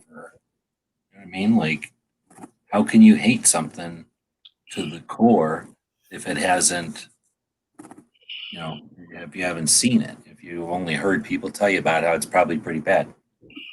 Well, haven't you all met people that were homeschooled when they were kids and they're a little socially awkward and kind of weird? No. Yes, or a bunch of the autistic kids that are mainstreamed. At least here, most of the people who homeschool are doing so based on religious reasons before 2020 or before fall 2019 school. For sure. That's like most of that's nationwide. I never knew anybody that was like homeschooled. I might have known somebody that was like in the Air Force or the Army or something, and they had different school, but like weird, like they were either smarter or dumber because they did something like moved a lot or something, but nothing like I never even heard of the concept until much later in life when I was actually in school. And a lot of those who homeschool for religious reasons also do so collectively.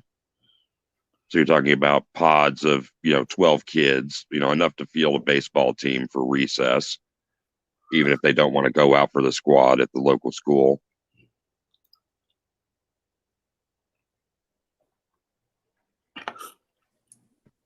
But then I still remember in high school, we would randomly get kids that were homeschooled.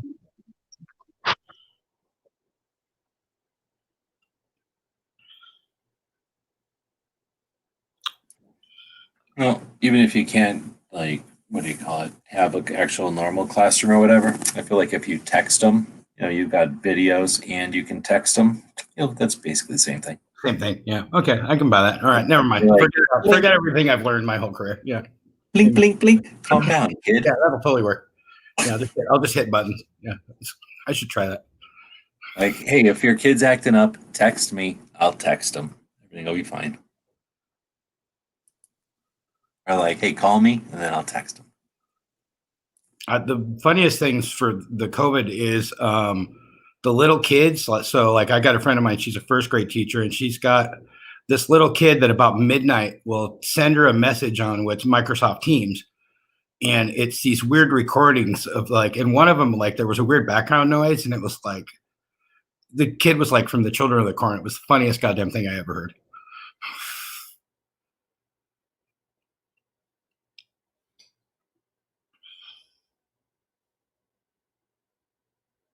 I get kids trying to communicate with me after school all the time.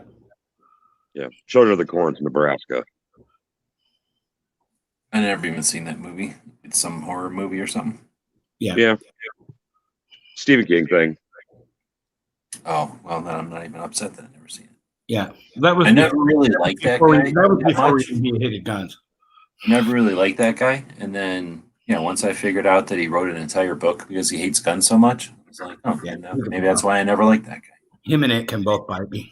Clowns are still terrible.